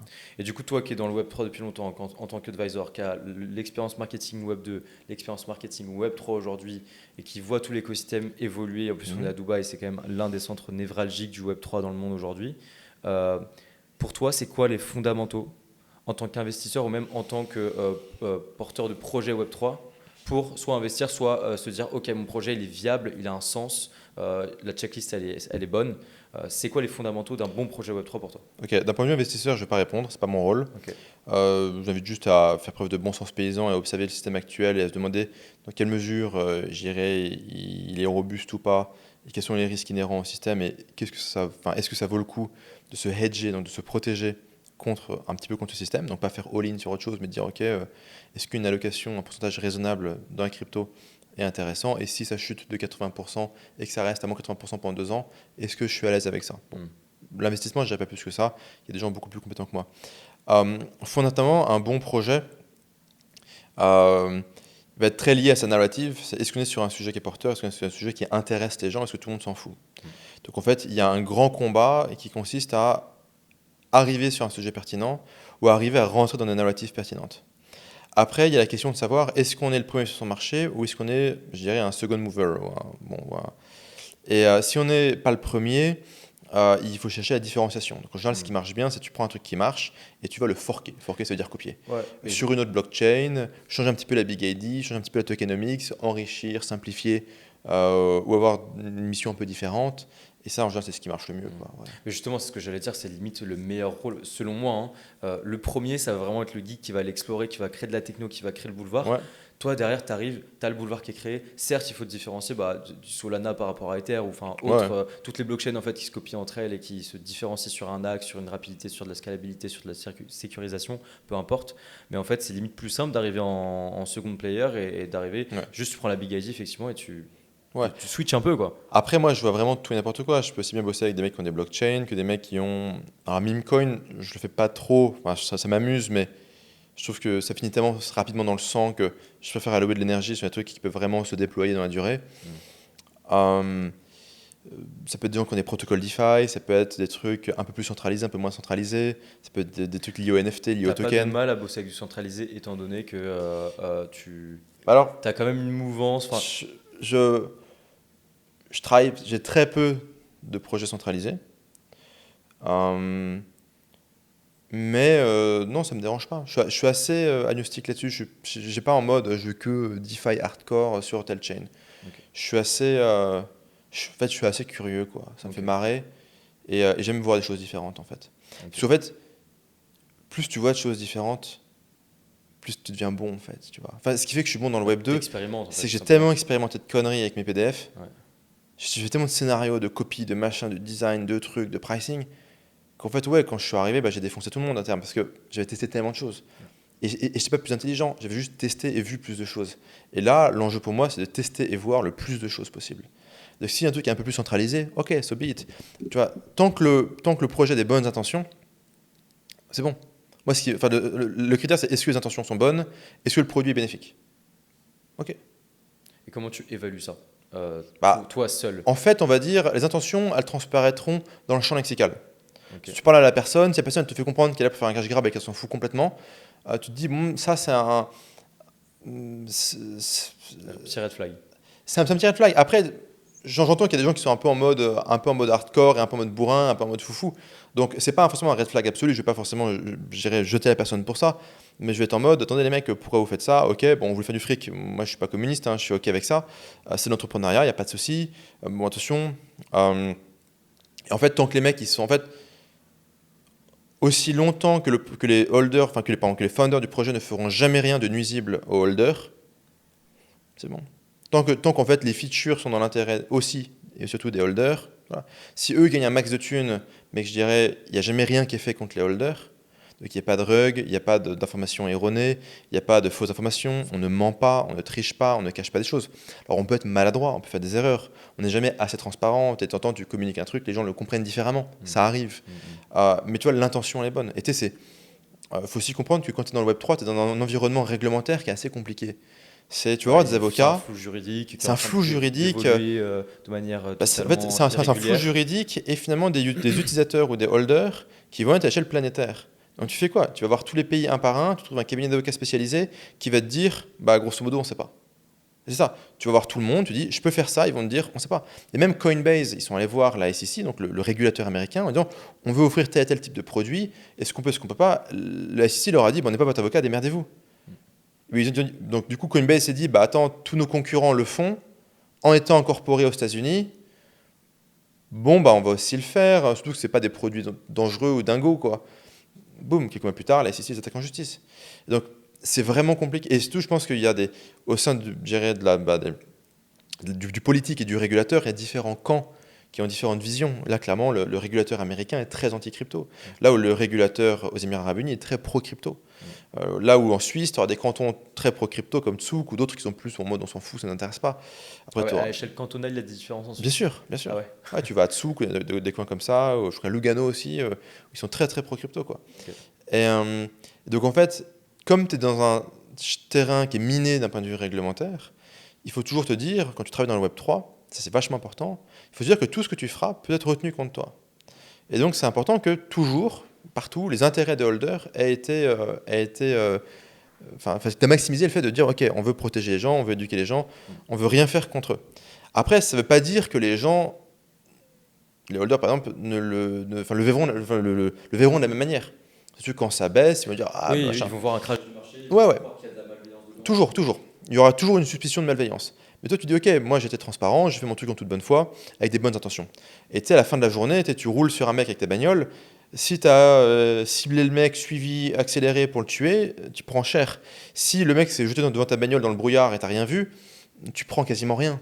Bah, c'est un peu partout, c'est que l'intention fait la différence, d'un point de vue karmique, mais aussi d'un point de vue légal. Du coup, tu nous parlais de karma à l'instant. Moi, ce que je voulais savoir, c'est est-ce que pour te placer ces critères de respect plus ou moins des règles dans le Web3, tu as déjà expérimenté toi-même le fait d'outrepasser des règles et ça t'a permis, par accumulation d'expérience, de te dire ok, maintenant il faut que je respecte un certain cadre. En plus de ça, dans le Web3, ça peut finir très mal. Ouais. J'ai pu travailler avec des projets où on s'est dit avançons rapidement. Okay. Parce que, comme je disais, une semaine, c'est un an. Donc tu as besoin d'avancer rapidement. Et quand tu avances rapidement, tu n'as pas forcément le temps de faire les audits techniques. Donc là, ça peut créer du risque. Donc je dirais, il y a pu y avoir de la prise de risque modérée. On travaille avec des bons développeurs qui savent ce qu'ils font, etc. Donc on peut être on a pu être par le passé dans de la prise de risque comme ça. Chose que je ne ferai pas aujourd'hui. Okay. Tu vois, on a eu un cas par exemple où on était en mode en décembre et on va voir Certic, qui est qui est la plus grosse boîte d'audit. En gros, une boîte d'audit, ils vont prendre votre code, votre plateforme, tout ce que vous faites. Tout vérifier. Ils vont chercher aussi des vulnérabilités, etc. Et en gros, Certic nous a dit, nous, on peut commencer à bosser avec vous le 10 janvier. Okay. Go. Le projet était déjà lancé et on est en train de mûrir. En fait, il y avait des vulnérabilités. Et boum. Après, est-ce que ça aurait été faisable d'attendre vraiment Certic? Peut-être, peut-être pas. Combien de temps ils auraient mis? Voilà. Donc en fait, c'est vrai que sur la rapidité d'exécution, oui. Par le passé, pas de manière complètement inconsidérée, en mode on check le code, on demande à d'autres amis développeurs de checker le truc, donc on fait quand même gaffe. Voilà. Après, sur tout ce qui va être plus. Donc là, on va plutôt être sur déjà des priorités d'exécution. Sur des questions plus de karma et de morale, non. Okay. C'est pas intéressant. Tout comme dans le Web 2, c'est pas intéressant. Ce qui est important, c'est de maximiser la LTV. Et si ton truc t'explose à la gueule, si t'arrives des problèmes, si tous tes clients ou tes utilisateurs te haïssent, tu maximises pas ta LTV, quoi. Et déjà dans le Web 2 comme dans le Web 3, plus ton projet vit, grandit, prospère, attire des gens, obtient une attention positive, meilleure est ta situation pour toi en tant que entrepreneur. Oui, donc tu as tout intérêt dans Bah, le modèle du capitalisme T'as intérêt, ouais. de respecter en fait ton Mais consommateur, ton client. c'est la main invisible du marché, quoi. C'est la main invisible du marché chez Adam Smith, quoi. C'est, c'est pas que t'es un bienfaiteur de l'humanité, c'est juste que c'est intéressant économiquement Hmm. d'être aligné avec ses clients.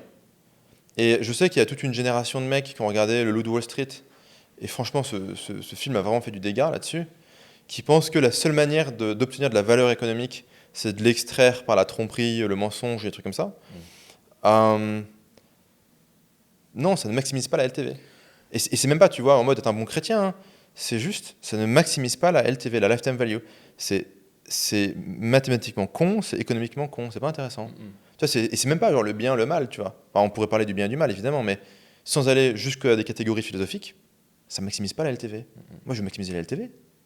Bah, le problème du Web 3 par rapport à la LTV, c'est qu'en fait, tu peux faire un rug un jour et le reproduire 10 jours après parce que bah, y a cet aspect. C'est très dur de créer une communauté. Tu peux la leverage via de l'argent. En fait, une fois que tu as créé un levier qui est l'argent, Oui, tu messieurs. peux tout à fait artificiellement Oui, oui, recréer oui. des communautés Oui, tu qui peux. ne vont pas Non, mais tenir sur le long terme. il y a des mecs qui ont fait ça. Mais si tu veux, regarde, tu crées une communauté, tu crées un produit. Bah, tu peux itérer sur ce produit. Et après, puisque tu as du cash et peut-être du staff, bah, tu crées une deuxième communauté sur un autre concept qui va créer un produit. Tu vas aussi itérer sur ce produit. Et du coup, tu as des business units qui vont toutes progresser. Pourquoi j'irai en tuer une pour après réallouer des fonds pour en créer une deuxième? Bah non, j'en ai une qui marche. Je ne veux pas casser un truc qui marche. C'est pas intéressant économiquement. Ah, bien sûr. C'est pas intéressant. Si tu as la vision long terme. Et surtout que tu peux... non, même si tu es un peu à court terme et tu es un peu... Tout le monde est très court-termiste parce qu'en fait, les choses bougent très rapidement. Tu peux croître très rapidement, crever très rapidement. Ça peut monter, s'effondrer, revenir, repartir très rapidement. Donc en fait, tu es vraiment dans du pilotage de Formule 1. Donc tu n'es pas là à faire un plan sur 2 ans. C'est très compliqué de faire un plan sur 2 ans. Sauf si tu es un vrai projet techno, d'où ma sensibilité aujourd'hui pour travailler avec des projets techno. Où tu veux vraiment t'insérer dans le temps. Mais quand tu as un truc plus en mode, ok, je fais un NFT, j'expérimente quelque chose, tu es dans le temps court. Mais toi, dans le temps court, tu peux dire, ok, bah, j'ai créé une première collection, un premier concept. Est-ce qu'autour de ce concept, on peut rajouter de l'utilité? Est-ce qu'on peut rajouter une deuxième collection, un deuxième concept? Est-ce qu'on peut enrichir le truc? Tu vois, il y avait, pour moi, une question, un projet que j'ai beaucoup suivi, c'était D-Gods. Le mec, il lance un NFT. Après, pour les mecs qui ont été loyaux, qui ont bien holdé le premier NFT, il va les whitelister ou leur filer le deuxième. Et les mecs qui ont le premier et le deuxième, ils vont pouvoir avoir un truc préférentiel pour le troisième. Et du coup, ils vont vraiment faire évoluer la gamme pour finalement avoir une gamme de produits. Et après, bon, malheureusement, ils ont changé de blockchain, ils sont un peu partis dans tous les sens pendant le bear market. Et le focus reste viable et reste actuel, je crois. Et le floor est pas dégueu. Ouais, c'est très respectable, c'est très respectable. Donc si tu peux vraiment expérimenter. Voilà. Après, tu auras toujours des gens qui vont résister à ça, tu auras toujours des gens qui auront une perception différente. Tu vois, ils créent une deuxième collection NFT, bon, bah, tu as des gens qui vont dire, ah bah c'est un cash grab, il va faire plus de fric. Bon, après, c'est un business. Le business peut générer des revenus pour financer des opérations. Donc, et puis les perceptions, bon, il y a toujours des gens des gens qui vont être très stimulés positivement, des gens qui vont être très stimulés négativement. Mais donc mieux vaut avoir un portefeuille de projets qui progresse, où on maximise la LTV. Et où tu crées un écosystème autour d'une même cible, autour d'un. Ok. Et de manière plus globale, si on prend du recul, bon là on est dans une période assez euphorique pour le monde de la Web 3, enfin du Web 3. Bitcoin, je ne sais pas combien il est là aujourd'hui, mais on est proche de l'ATH si ce n'est pas déjà dépassé, je ne sais pas. Qu'est-ce que tu penses de tout ça? Bon, d'un point de vue, avec du recul, le cycle est presque logique. On a un halving qui arrive dans une trentaine de jours, dans à peu près un mois. Donc on sait que période halving égale période plus ou moins bull run. Qu'est-ce que tu penses du marché à l'heure actuelle?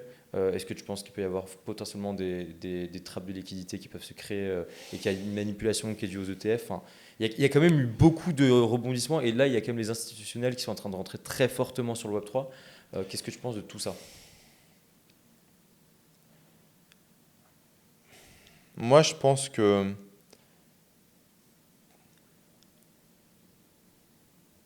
tu peux pas arrêter le truc. Le parallèle que je vais faire, c'est avec... je suis un grand fan de l'économie, de l'histoire économique russe. Okay. C'est un de mes trucs quand je m'ennuie. Okay. Et j'ai beaucoup étudié la perestroïka, la glasnost, des réformes notamment économiques qui avaient été faites par Gorbatchev à la fin des années 80.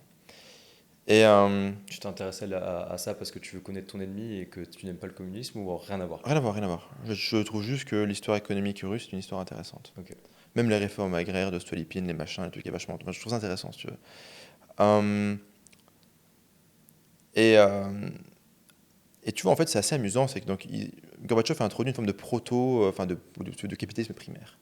Donc, en gros, le profit était interdit, oui, mais en tant que coopérative étudiante, tu peux avoir un stand de limonade, et si tu réalises un profit, écoute, ma foi, c'est pas grave. Tu vas pas aller au goulag pour ça. Bon, même si le goulag a été fait par Khrouchtchev, mais passons. Tu ne vas pas te faire embarquer par la police politique.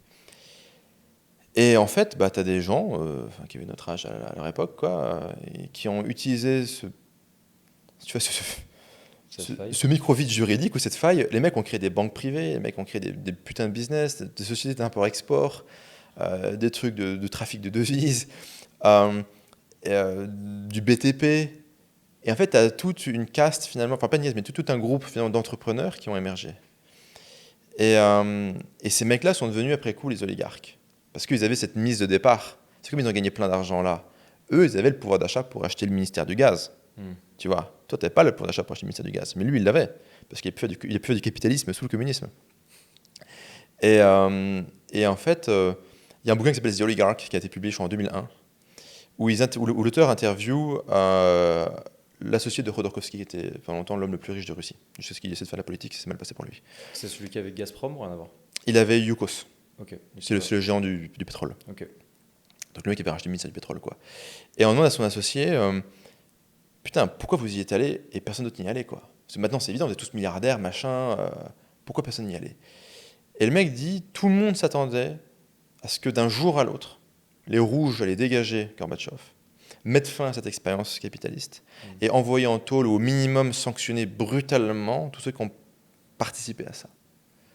Mais ça n'a pas eu lieu. Ça ne pouvait pas avoir lieu. Pourquoi? Ça, c'est moi qui extrapole. Parce que dans toutes les couches de la société, du politburo jusqu'au membre du parti, jusqu'à la police politique, jusqu'à le patron de l'usine, en descendant jusqu'à la prolo de base au fond de l'oral, dans toutes les couches de la pyramide sociale, un pourcentage grandissant de gens bénéficiaient de ça. Et le chef du parti, au lieu d'attendre 10 ans pour avoir une datcha, il peut l'avoir le mois prochain. Et la prolétaire, son fils Yuri, bah, il ramène un complément de revenu qui fait 2-3 fois ce qu'elle gagne à l'usine. Donc théorie du ruissellement un peu basique. C'est pas du ruissellement, c'est pas que ça vient d'en haut que ça descend. C'est que dans toutes les couches, tout le monde en bénéficie. Dans toutes les couches, un nombre grandissant de gens, ça veut pas dire que c'est la majorité, mais un nombre grandissant de gens, ils trouvent leur compte. Ils font, moi je suis aligné avec ça. Et la crypto, c'est pareil. C'est dans toutes les couches de société, je dirais jusqu'au sénateur américain, milliardaire de la Silicon Valley, jusqu'au redneck anti-système qui est avec ses guns. Dans toutes les couches de société, il y a un pourcentage grandissant de gens qui font, je suis aligné là-dessus, je suis intéressé par ça, je suis idéologiquement motivé par ce truc-là, et qui est grandissant. Et si tu veux, tu peux facilement tuer quelque chose qui bénéficie uniquement à une couche. Ça peut être une couche intermédiaire, ça peut être une couche supérieure, ça peut être une couche inférieure. S'il y a un truc qui bénéficie que à un groupe, que à une couche, tu peux tuer ce truc-là. C'est assez facile. Mais si tu as un truc qui plaît à un nombre grandissant de gens dans toutes les couches, c'est très compliqué de dessouder un truc comme ça. Alors tu fais quoi? Tu veux interdire le truc? Bah déjà, il faut réussir à interdire, il faut passer une loi. Ok, il y a plein de mecs qui vont voter contre. Après, bah, quand même tu l'as interdit, bah écoute, ma foi, c'est décentralisé, donc tu dis que le Bitcoin s'interdit. D'accord, ok, d'accord, maintenant tu as des wallets décentralisés, tu fais comment? Alors ce qui ne veut pas dire que le gouvernement américain n'essaiera pas de voler les Bitcoins des Américains. Ça, à mon avis, ça aura lieu. Tout comme ils ont volé l'or sous Roosevelt, ils voleront le Bitcoin. Donc ils disaient à tout le monde, mettez votre thune dans les ETF. Après, ils diront à BlackRock, la thune reste dans les ETF, les Américains ne peuvent plus récupérer leur Bitcoin. Le cold storage sera interdit, les ledgers seront interdites, et les wallets... Donc ça, c'est un scénario pas délirant. Probable. Ils l'ont déjà fait. Assez Ils l'ont déjà probable. fait sur l'or. Et il y a une vidéo d'Idriss Aberkan qui parle du sujet, qui parle de l'utilisation des ETF notamment pour le contrôle de ces ressources qui sont initialement décentralisées et qui sont initialement vouées à l'émancipation financière et idéologique et autres. Tu es hyper aligné là-dessus en fait. Et le fait de l'utilisation, même par la NSA, je crois, des données, des ETF, et du coup qu'on recentralise tout ce qui est décentralisé. Bah, il y a plusieurs trucs. C'est soit on reste sur ce modèle décentralisé, mais il y a une prise de contrôle, je dirais, des tokens par des géants financiers qui sont proches du pouvoir politique, genre BlackRock. Mhm. C'est un scénario possible. Soit on va avoir l'utilisation de la blockchain et des crypto-monnaies pour créer des CBDC, donc des banques centrales, enfin des crypto-monnaies de banque centrale, où là on va vraiment dans du turbo-communisme piloté par IA. Ouais. Où finalement Avec un tout délai. l'argent est contrôlé, on te donne des aides, mais il faut que tu les dépenses tant. Il y a un contrôle quantitatif et qualitatif, donc combien de thunes tu as. Sur quoi tu le dépenses? Et Est-ce que tu as le droit de le est-ce que tu as le droit de les dépenser? dépenser? Est-ce que ton Genre, crédit social te le tu permet? critiques le gouvernement, bah en fait, tu n'as plus le droit d'acheter un billet d'avion avec ton argent. Ah oui, tu as de quoi payer un billet d'avion quantitativement, mais qualitativement, tu n'as pas le droit d'acheter un billet d'avion T'as pour pas quitter été le un territoire. assez bon citoyen, quoi. C'est ça. Et c'est vrai que les crypto-monnaies, en particulier la possibilité de crypto-monnaies gouvernementales, font planer ce type de risque. Et c'est vrai que ça nous amène un peu du coup, au sujet géopolitique. Finalement, aujourd'hui, on est un peu confronté à deux grands risques. On a finalement la favela globale et on a le goulag global. La favela globale, c'est ce qu'on est en train de vivre en France aujourd'hui. C'est, je dirais, l'arrivée fracassante du bordel généralisé et du dysfonctionnement complet de tout et d'une criminalité rampante, omniprésente. Tu vois, dans le 9-2, il y a 400 saucissonnages par an. Alors, saucissonnage, ça fait sympa. Ça fait, tu vois, genre en mode, t'es dans un sac de couchage et on met une ceinture autour. Non, en fait, ça renvoie plutôt à la charcuterie. Charcuter, ça renvoie à charcuter, tu vois. Juste dans le 9-2, c'est le Brésil.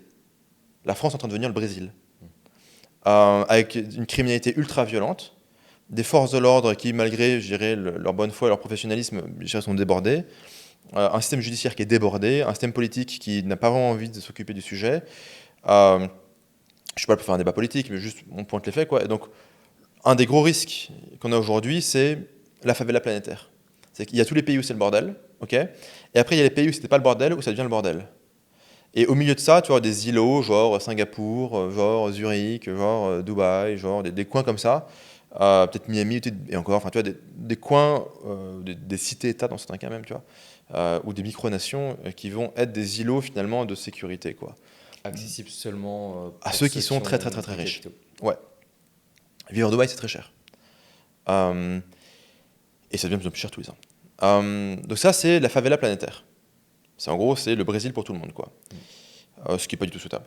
Parce que je dirais que les riches sont safe et le reste vit dans la merde absolue. C'est pas un modèle de société qui est très intéressant. Ça n'intéresse pas grand monde, si tu veux. Et en fait, la réponse à ça, c'est le goulag global. C'est on prend de l'IA, on prend du CBDC, on prend du crédit social, on prend de la reconnaissance faciale, et on va finalement tout réguler, tout contrôler. Et dans certains cas, c'est animé de bonnes intentions. Il y a peut-être des gens qui croient que oui, ça va être bénéfique à la société, on va avoir un monde meilleur. Tu sais, je crois que c'était Rosa Luxembourg qui disait que l'impérialisme était le stade suprême du capitalisme, mais je crois que le communisme, c'est le stade suprême du keynésianisme, quoi. Le keynésianisme, tu sais, c'est le fait que l'État intervient, régule, soutient et encadre l'économie. Ouais. Et donc cette idée, tiens, l'État il pourrait intervenir, soutenir, réguler l'économie, en fait, tu pousses le truc à fond et tu finis sur une forme de communisme. Ça peut paraître intuitif en soi. Tu as une figure nationale qui va régir ce qu'il y a à l'intérieur. C'est même pas une figure, en fait. Qui va aller au-delà de simplement l'armée, la santé. Ouais, alors c'est pas une figure, c'est que là, en fait, c'est plutôt un appareil d'État. Hmm. C'est pas, tu vois, on a un grand leader, avec autant de sarcasme sur l'appellation, c'est l'appellation d'origine contrôlée, quoi. Mais c'est plus que tu vois un appareil d'État bureaucratique, non élu, ou élu, mais bon, qui fait les machines à voter, tu vois, je ne sais pas, et qui va finalement vouloir tout réguler, tout encadrer, tout contrôler. Et peut-être qu'ils seront sincèrement animés par de bonnes intentions, c'est possible. Et peut-être que, là où le communisme a échoué, là où la planification centralisée soviétique a échoué, eh bien, avec l'IA, le big data, on arrivera à faire quelque chose de beaucoup plus efficace, peut-être. Bon, en général, ces expériences finissent mal, quoi. Peut-être que cette fois, c'est différent. Mais et donc c'est vrai que les deux grands risques, c'est ça, quoi. C'est la favela planétaire et c'est le goulag global. Et quelque part, la solution à ça, c'est un usage de la blockchain. La blockchain contribue à régler quand même un certain nombre de gros problèmes. Notre système financier va imploser, la blockchain est une solution. Les gens se font massacrer économiquement en termes d'inflation, ils n'ont plus d'épargne, plus rien. Le Bitcoin fait partie de la solution. Et du coup, Euh, toi, en tant que marketeur de ces solutions-là, puisqu'en fait, l'autre problème qu'on a mentionné tout à l'heure, c'est que ces solutions-là, elles sont issues de cerveaux de mecs qui sont des génies absolus. mhm. Mais le problème, c'est qu'ils sont des génies absolus dans leur coin et qui font leur truc dans leur coin pour la techno. Et il manque justement de personnes qui sont capables de vulgariser tout ça et de l'introduire aussi dans la vraie vie, avec les vrais gens, avec les vrais usages dans la vie de Ouais, tous les ouais. jours, quoi. Euh, Bah ouais, ça c'est le métier du capitalisme finalement. mm. Mais c'est vrai que si on a, moi je pense que, tu vois, qu'est-ce qui fait qu'on va basculer dans la favela ou dans le goulag? Une méfiance généralisée de tout le monde vis-à-vis de tout le monde, quoi, et vis-à-vis du système. Ce qui est déjà le Regarde, cas. t'es aux États-Unis, t'as Trump qui gagne, les démocrates disent l'élection est truquée. T'as Biden qui gagne, les républicains disent l'élection est truquée. Je sais pas si elle est truquée, pas truquée l'élection. Je sais juste que si les gens votaient sur la blockchain, on n'aurait pas ce problème-là. Ce serait toujours anonyme, et ce serait infalsifiable. On te dit, il y a toujours encore il y a eu toutes les polémiques autour finalement du Covid, de sa dangerosité, du vaccin, de son efficacité. Il n'y a pas de data. Pas de data publique. La data, elle est retouchée, machin. On te cache des trucs, on te dit pas tout. Alors, t'entends, on te dit pas tout pour des bonnes raisons. T'entends, on te dit pas tout parce qu'il faut encore vérifier. Et donc, on peut pas juste balancer un truc qui n'est pas terminé. Ouais, mais du coup, on nous dit pas tout. Tu vois. Et donc, je dirais le caractère transparent et infalsifiable de la blockchain sur la data médicale, donc je dirais les données des patients sont anonymes, donc on sait pas, tu vois, on n'a pas les informations sur l'individu, eh bien, pourrait régler ce problème de confiance. Et là, en fait, on est dans une défiance complète vis-à-vis de l'État. Du coup, la capacité de l'État à régler les problèmes est très diminuée, parce que quoi que fasse l'État, ou quoi que fasse le politique qui est en charge du pouvoir, il y a en mode je te crois pas, t'es un menteur, t'as triché, vous voulez juste nous baiser. Donc il y a une incapacité, il y a une résistance complète entre la société civile finalement et l'appareil d'État qui rend le truc complètement inefficace. Et du coup, on s'enfonce dans les problèmes sont toujours plus gros. La favela globale progresse de jour en jour. Un jour, la favela globale, elle sera tellement hors de contrôle qu'un mec dira les mecs, on va faire le goulag global, parce qu'au moins, on n'égorgera pas vos enfants. Et qui vont dire ok, je prends. Parce que si c'est ça, ou tu vois, quelque part, tu prends même le C'est ce Salvador. qui est en train de se passer avec le World Economic Forum en soi, Ouais, qui est en train d'aller dans cette direction, hein, ouais, ouais. clairement. Ouais, eux, ouais, le World Economic Forum, c'est un Et peu c'est leur affiché. ligne, ouais, leur ligne idéologique, c'est ça. C'est Vous ne euh, posséderez rien et vous serez heureux et vous serez aligné avec ça et nous on contrôlera tout et toutes ces notions de crédit social, d'IA, de ouais, reconnaissance faciale, enfin ça fait partie du plan très clairement. ça fait partie du Et quand je plan. dis le plan, ça fait très complotiste, mais en soi Ouais. il y a un livre qui est écrit par Klaus Schwab et qui définit clairement quelle est la vision, quoi, Oui, l'agenda en fait. oui, non, mais en fait, ils proposent une vision. Après, on peut dire ce qu'on veut sur le World Economic Forum. Qui propose une vision alternative? C'est vrai. C'est genre, on critique les élites. Ok, moi je veux bien qu'on remplace les élites. Je suis pour, hein, voilà. Dans ce cas, il faut pouvoir proposer une nouvelle Et élite. quel plan d'action quoi. Il faut qu'elle ait une roadmap. Mm. Il faut qu'elle ait une justification morale. Il faut qu'elle ait une capacité financière. Il faut qu'elle ait des relais de transmission. Il faut qu'elle ait des systèmes éducatifs. Il faut qu'elle ait des systèmes médiatiques. Et en fait, les gens ne sont pas contents avec le World Economic Forum et les élites actuelles. Très bien, tu as le droit de ne pas être content. Ouais, ils sont pas contents, ils s'informent pas et je suis même pas sûr qu'ils soient contents ou non contents ou Ouais, conscients bon, en fait, ok. hein, Bon, enfin, clairement. moi j'ai l'impression que les gens. Après, je passe beaucoup de temps dans les milieux conspirationnistes parce que je trouve ça amusant et stimulant intellectuellement. Ouais. Donc, j'ai l'impression qu'ils sont toujours pas contents. Mais en fait, ouais, enfin, ça se fabrique, quoi. Mhm.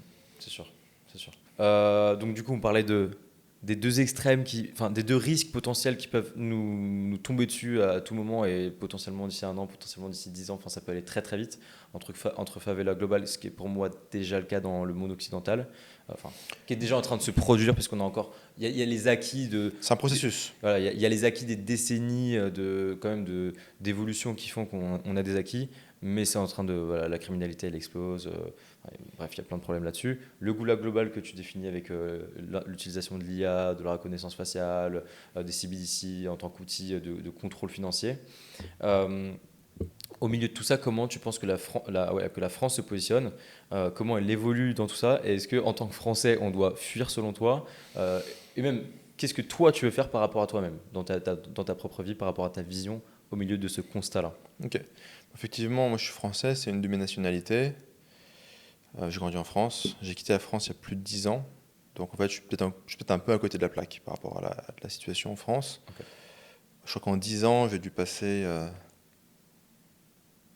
peut-être 1 ou 2 mois en France. Ah oui, ok. Un truc comme ça, je pense. Ah ouais, ok, ok. T'as toujours de la famille en France? Ouais, un petit peu, un petit peu. Ok. Euh, Bah, c'est vrai que la France, c'est un peu l'histoire d'un gâchis, quoi. Euh, Après, il y a une manière de... En fait, moi, je me dis que tu vois, la France, c'est un pays qui a ses qualités, qui a ses défauts, qui a une population qui a ses qualités, qui a ses défauts.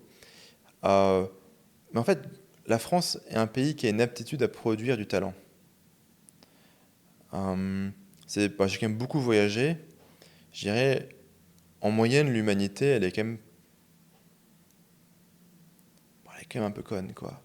Et en fait, tu regardes le français moyen, même s'il est syndiqué, grincheux, gréviste, tout ce que tu veux, machin, en fait, il a quand même un QI et une productivité qui est très haute à l'échelle mondiale.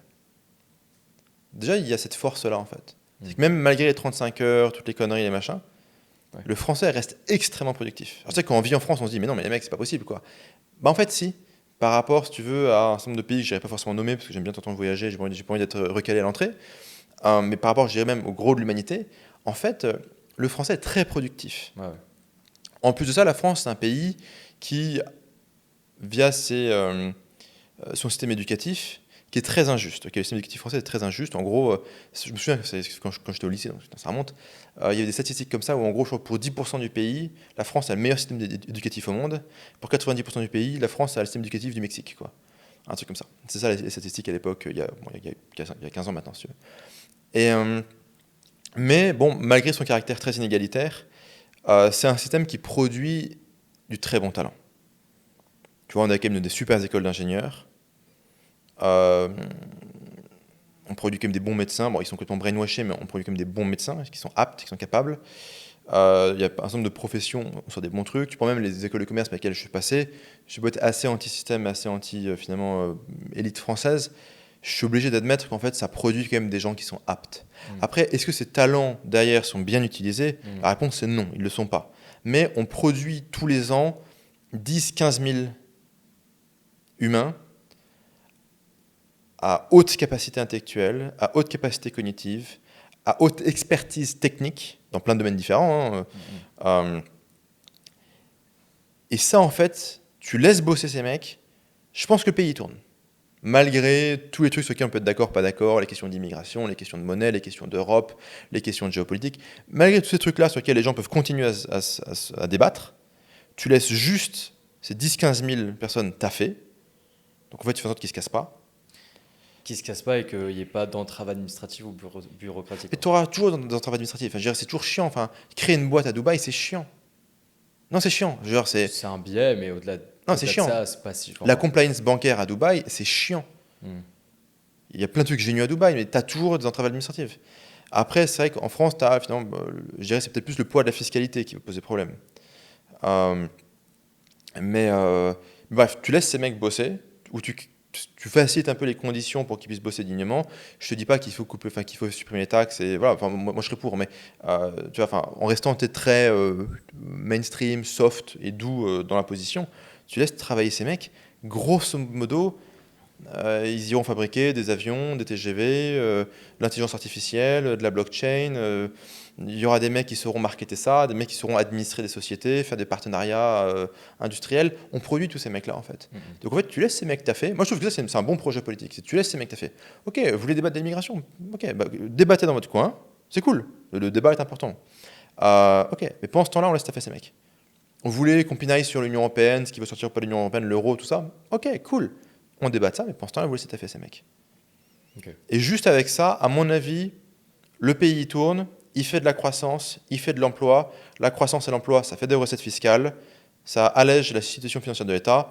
Bon, je suis sûr que les mecs réussiront quand même à gâcher ce fric-là, mais bon, au moins on gagne un peu de temps. Et en fait, juste comme ça c'est incroyable, quoi. Ok. Donc là, tu parles d'un idéal qui n'est absolument pas ce qui se passe aujourd'hui, mais qui pourrait l'être. Ouais, mais qui n'est pas délirant. Tu vois, je ne te propose pas un plan où il faut sortir de l'euro en 6 mois et faire une rémigration pour 10 millions de personnes, comme proposent certaines personnes. Encore une fois, je suis ni pour ni contre, je ne vis pas en France. Si tu veux. Ça, c'est des plans compliqués. Je dirais, ça, c'est compliqué. Juste laisser travailler les gens, ça va. Si tu veux. En plus, tu peux te mettre d'accord assez facilement entre les différents bords politiques là-dessus. Tu peux trouver un truc où c'est pas ultra idéologique. C'est pas un sujet qui cristallise. Il y a des sujets où tu abordes le sujet, les gens deviennent foudrage. Typiquement l'immigration, typiquement je sais pas, les élites, typiquement l'Europe. Tu as un certain nombre de sujets comme ça où les gens, ils se foutent sur la gueule. Ouais, c'est très clivant alors que là. Donc t'avances pas. Alors qu'en fait, juste laisser bosser les mecs, les laisser bosser et payer des taxes, bah, tu vois, il n'y a pas grand monde qui va être dans la rue pour se plaindre, enfin, qui va cramer des caisses contre ça, tu vois. Donc en fait, tu as un ratio où c'est assez facile, ultra bénéfique, peu risqué, facile à faire passer. Écoute, ma foi, c'est bien déjà. Après, tu vas me dire, j'imagine que là, depuis le temps, ils ont décidé de saboter les grandes écoles, d'arrêter les prépas, de faire un concours inclusif ou je sais pas trop quoi. Et Bah, ouais, c'est ce que je voulais te dire au début quand tu as dit qu'on produisait beaucoup de talents, ce qui est vrai. Mais bon, d'une part, il y a une fuite des cerveaux qui est énorme, hein, on le voit ici, on le voit je crois que la communauté française à Dubaï, même dans les Émirats, au Moyen-Orient, bref, elle est assez énorme, ouais. grosse, elle est assez élevée. Donc on sait qu'il y a une fuite des cerveaux. On est un peu, face à ça, on est un peu neutre, on le laisse se produire devant nos yeux. Là, tu vas pas interdire les gens de partir. Hein. Enfin, nous, en tout cas, en tant qu'individu, on part, mais à l'échelle macro, il n'y a pas vraiment de choses qui est faite, il n'y a pas d'incentive qui est faite pour qu'on reste, en fait, Ouais. que ce soit des cerveaux médicaux, financiers, que sais-je, Ce que tu veux, ouais. technologiques, que sais-je, même agricoles. Donc il y a une fuite des cerveaux et en plus de ça, la production est aussi en déclin parce que il y a un classement international de l'éducation dans les pays et la France, elle est en déclin. Alors après, il y a peut-être ce 10%, 90% dont je parlais, mais je pense que Ouais, peut-être c'est fait, t'es à Henri le 10%, IV. il est en train de passer peut-être à 8, 7 et Ouais, ouais. Bah, t'es à Henri IV ou à Louis le Grand, un truc comme ça. Attends, t'as le meilleur système éducatif au monde. Hein. Ouais. Mais il faut être à Henri IV, du coup, à Paris dans le... Ouais, ouais. Euh, mais le problème, c'est les modalités d'accès à ce système-là sont socialement injustes. Mm. C'est beaucoup plus déterminé par ton origine sociale que par ton mérite. Bah, il y a clairement une discrimination par l'argent. Ouais. Ouais. Après, le truc, c'est que dans ces écosystèmes-là, tu as aussi beaucoup de mérite dans le sens où, certes, tu as des enfants qui ont accès à des capitaux que d'autres enfants n'ont pas, mais ils sont quand même dans un moule. Généralement, on les pousse à faire beaucoup. Ils vont à la musique après l'école, ils vont faire ceci, ils vont faire cela. Donc en soi, le problème n'est même pas sur eux, mais le problème est plutôt sur l'inaction de l'État, sur le reste et sur le fait qu'on ne pousse pas assez. Bah, est-ce que c'est à l'État de pousser les autres mecs aussi hein. Parce que finalement, tu connais Pinson et Pinson-Charlot, les sociologues? Non. Super intéressant. C'est deux énormes gauchistes qui ont passé toute leur carrière. Alors je crois que c'est Monique Pinson-Charlot et son mari, c'était juste Pinson. Alors son mari est décédé il y a quelques années et donc il ne reste que elle. Et en fait, ils ont passé leur vie en fait à analyser la sociologie du 0,01%. Ok.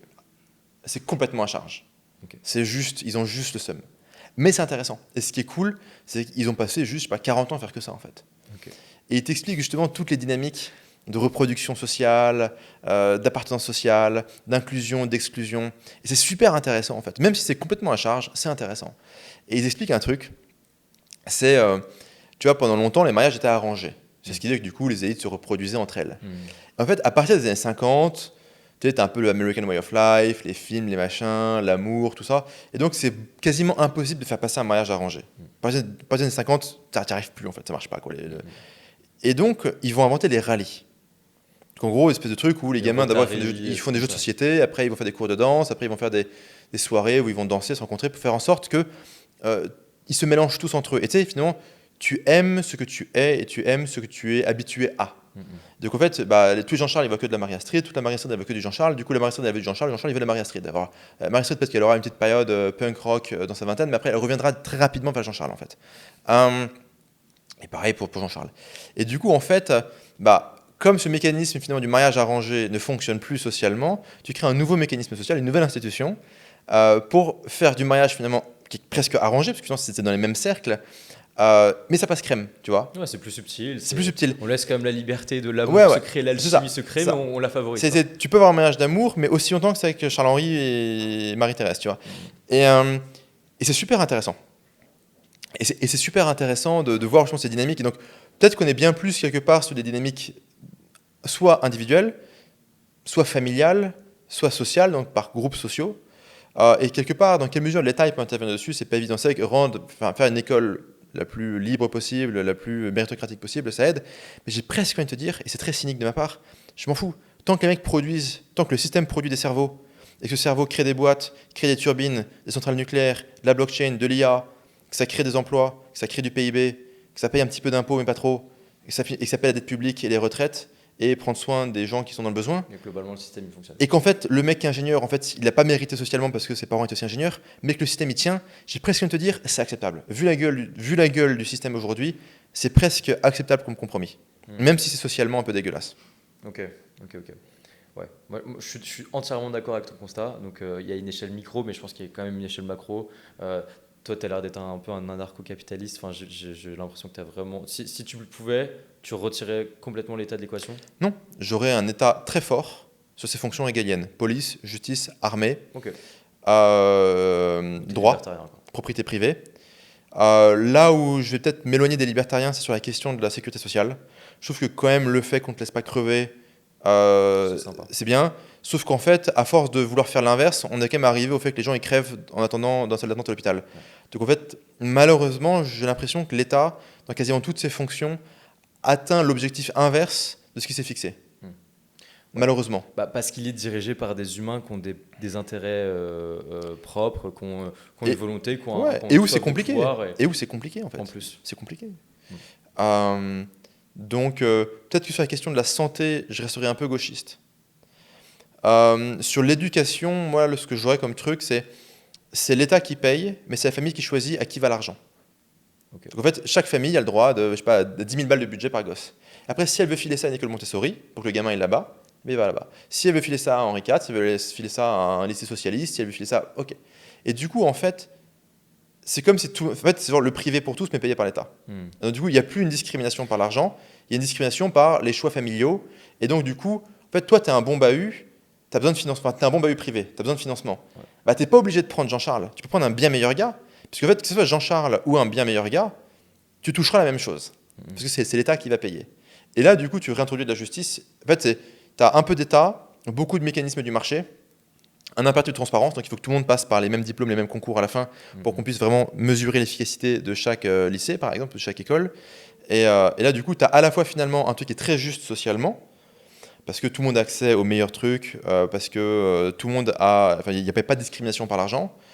Et donc, c'était très juste socialement, tout en étant gouverné par les mécanismes du marché, principalement. Donc, en fait, tu as des solutions comme ça qui sont assez amusantes.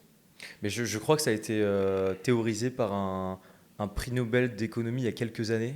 C'est possible, ouais. Et c'est exactement cette solution. En gros, c'est vraiment une solution C'est du bon sens. d'équité. Ouais. Tu donnes à tout le monde la même chose, mais par contre, utilisée d'une manière différente. Ouais. Et puis à la fin de la course, tu vois qui est devant, qui est derrière, dans quelle Ouais. course, parce qu'au final, tu as 10 000 verticales dans la vie. Ouais. Et chaque enfant qui va évoluer, grandir et s'éduquer va s'éduquer avec les mêmes moyens qu'un autre, mais dans sa verticale à Et lui. toute Quoi. la data des lycées, elle est sur la blockchain. Et du coup, en tant que famille, tu peux savoir quels sont les lycées les plus performants pour ton enfant. Ouais, ça, c'est un beau monde en vrai, ce que tu nous C'est décris. pas déconnant, hein. Ouais. C'est bien moins cher que ce qu'on fait. Bah, le truc, c'est que c'est moins cher et ce qui est cher, ça justifie aussi le fait d'utiliser de l'imposition. Donc, en fait, le système d'aujourd'hui, c'est vraiment un cercle vicieux, quoi. Ce que tu proposes, c'est du vertueux, enfin, selon moi, hein, parce que Ouais. je suis assez aligné politiquement avec ce que tu dis. Mais le système d'aujourd'hui, c'est du vicieux. C'est faire plus d'impôts pour des systèmes qui sont de plus en plus défaillants. Et en fait, il faut faire plus d'impôts pour compenser les failles de ces systèmes-là, et ainsi de suite. En fait, le problème, c'est où est-ce que se passe le processus de prise de décision. Tu vois, dans le modèle dont on parle là, le processus de décision, il se fait à l'échelle d'un lycée qui a sa stratégie éducative, C'est du à l'échelle d'une décentralisé. famille qui choisit où mettre ses enfants. Donc en fait, le financement, il a lieu à l'échelle de l'État, tout en haut, mais la décision, elle a lieu en bas. En fait, plus tu es en bas, plus tu es proche du terrain et de la réalité, plus tu es efficace. Le problème aujourd'hui, c'est que le financement a lieu en haut et la prise de décision, elle a lieu en haut. Sauf qu'en haut, bah, c'est un peu comme la planification soviétique. Tu n'as pas accès à tout. Tu sais pas ce qui est optimal pour la famille machin dans le Languedoc-Roussillon, qui a le choix entre 3 lycées. Parce qu'à l'échelle du ministère tout en haut, tu peux pas piloter ça. C'est trop compliqué. Alors peut-être qu'avec de l'IA et de la big data et du communisme global, ils y arriveront, mais aujourd'hui, ils n'y arrivent pas. Donc en fait, tu peux avoir du financement centralisé, mais tu dois avoir de la décision la plus décentralisée possible. Donc à l'échelle des mairies, à l'échelle des régions, à l'échelle des familles. Et en fait, tu veux, enfin, très théoriquement, pousser la décision le plus bas possible pour que les décisions soient prises le plus proche possible de la réalité. Et après, par contre, tu peux avoir le financement et les grandes lignes qui sont définies de manière centralisée à la capitale ou en haut de la pyramide, quoi. Donc en fait, avoir un système qui se rapproche de celui qui est réalisé en Suisse, avec les cantons, avec cette démocratie beaucoup plus directe où tu as du vote Ouais. chaque semaine, Ouais, où, ouais. où clairement, enfin, cet idéal est beaucoup plus proche que de ce que tu dis. Quoi. C'est à l'échelle micro qu'on prend, qu'on peut prendre des décisions micro. C'est compliqué de prendre des décisions à l'échelle macro pour des individus tu vois, à l'échelle microéconomique. Okay. Donc oui, donc en fait, si tu veux, les perspectives, elles sont bonnes pour un pays comme la France. Il y a beaucoup de choses qui peuvent être faites. Est-ce qu'il y a une volonté politique? Je ne sais pas. Est-ce que les gens ont vraiment envie que ça change? Je ne sais pas. Encore une fois, je ne vis plus en France. Tu vois, moi, je maximise ma rationalité, mon utilité économique à mon échelle de moi, et puis après, par extension, de ma compagne et de ma famille, enfin de ma future famille, si tu veux. Moi, j'essaie de maximiser ça, tout en espérant que le monde ne parte pas complètement en couille. Et pour pas que ça parte en couille, je travaille dans le Web3 pour éviter la favela globale et le goulag global, quoi. Ok, c'est un bel objectif. Oui. Ok. Et du coup, pour les entrepreneurs et ceux qui veulent devenir entrepreneurs qui nous regardent, avec tout ce constat issu de toute cette discussion, un peu ce tableau global sur le contexte géopolitique, comment évolue le monde parmi deux extrêmes, vraiment deux pôles extrêmes.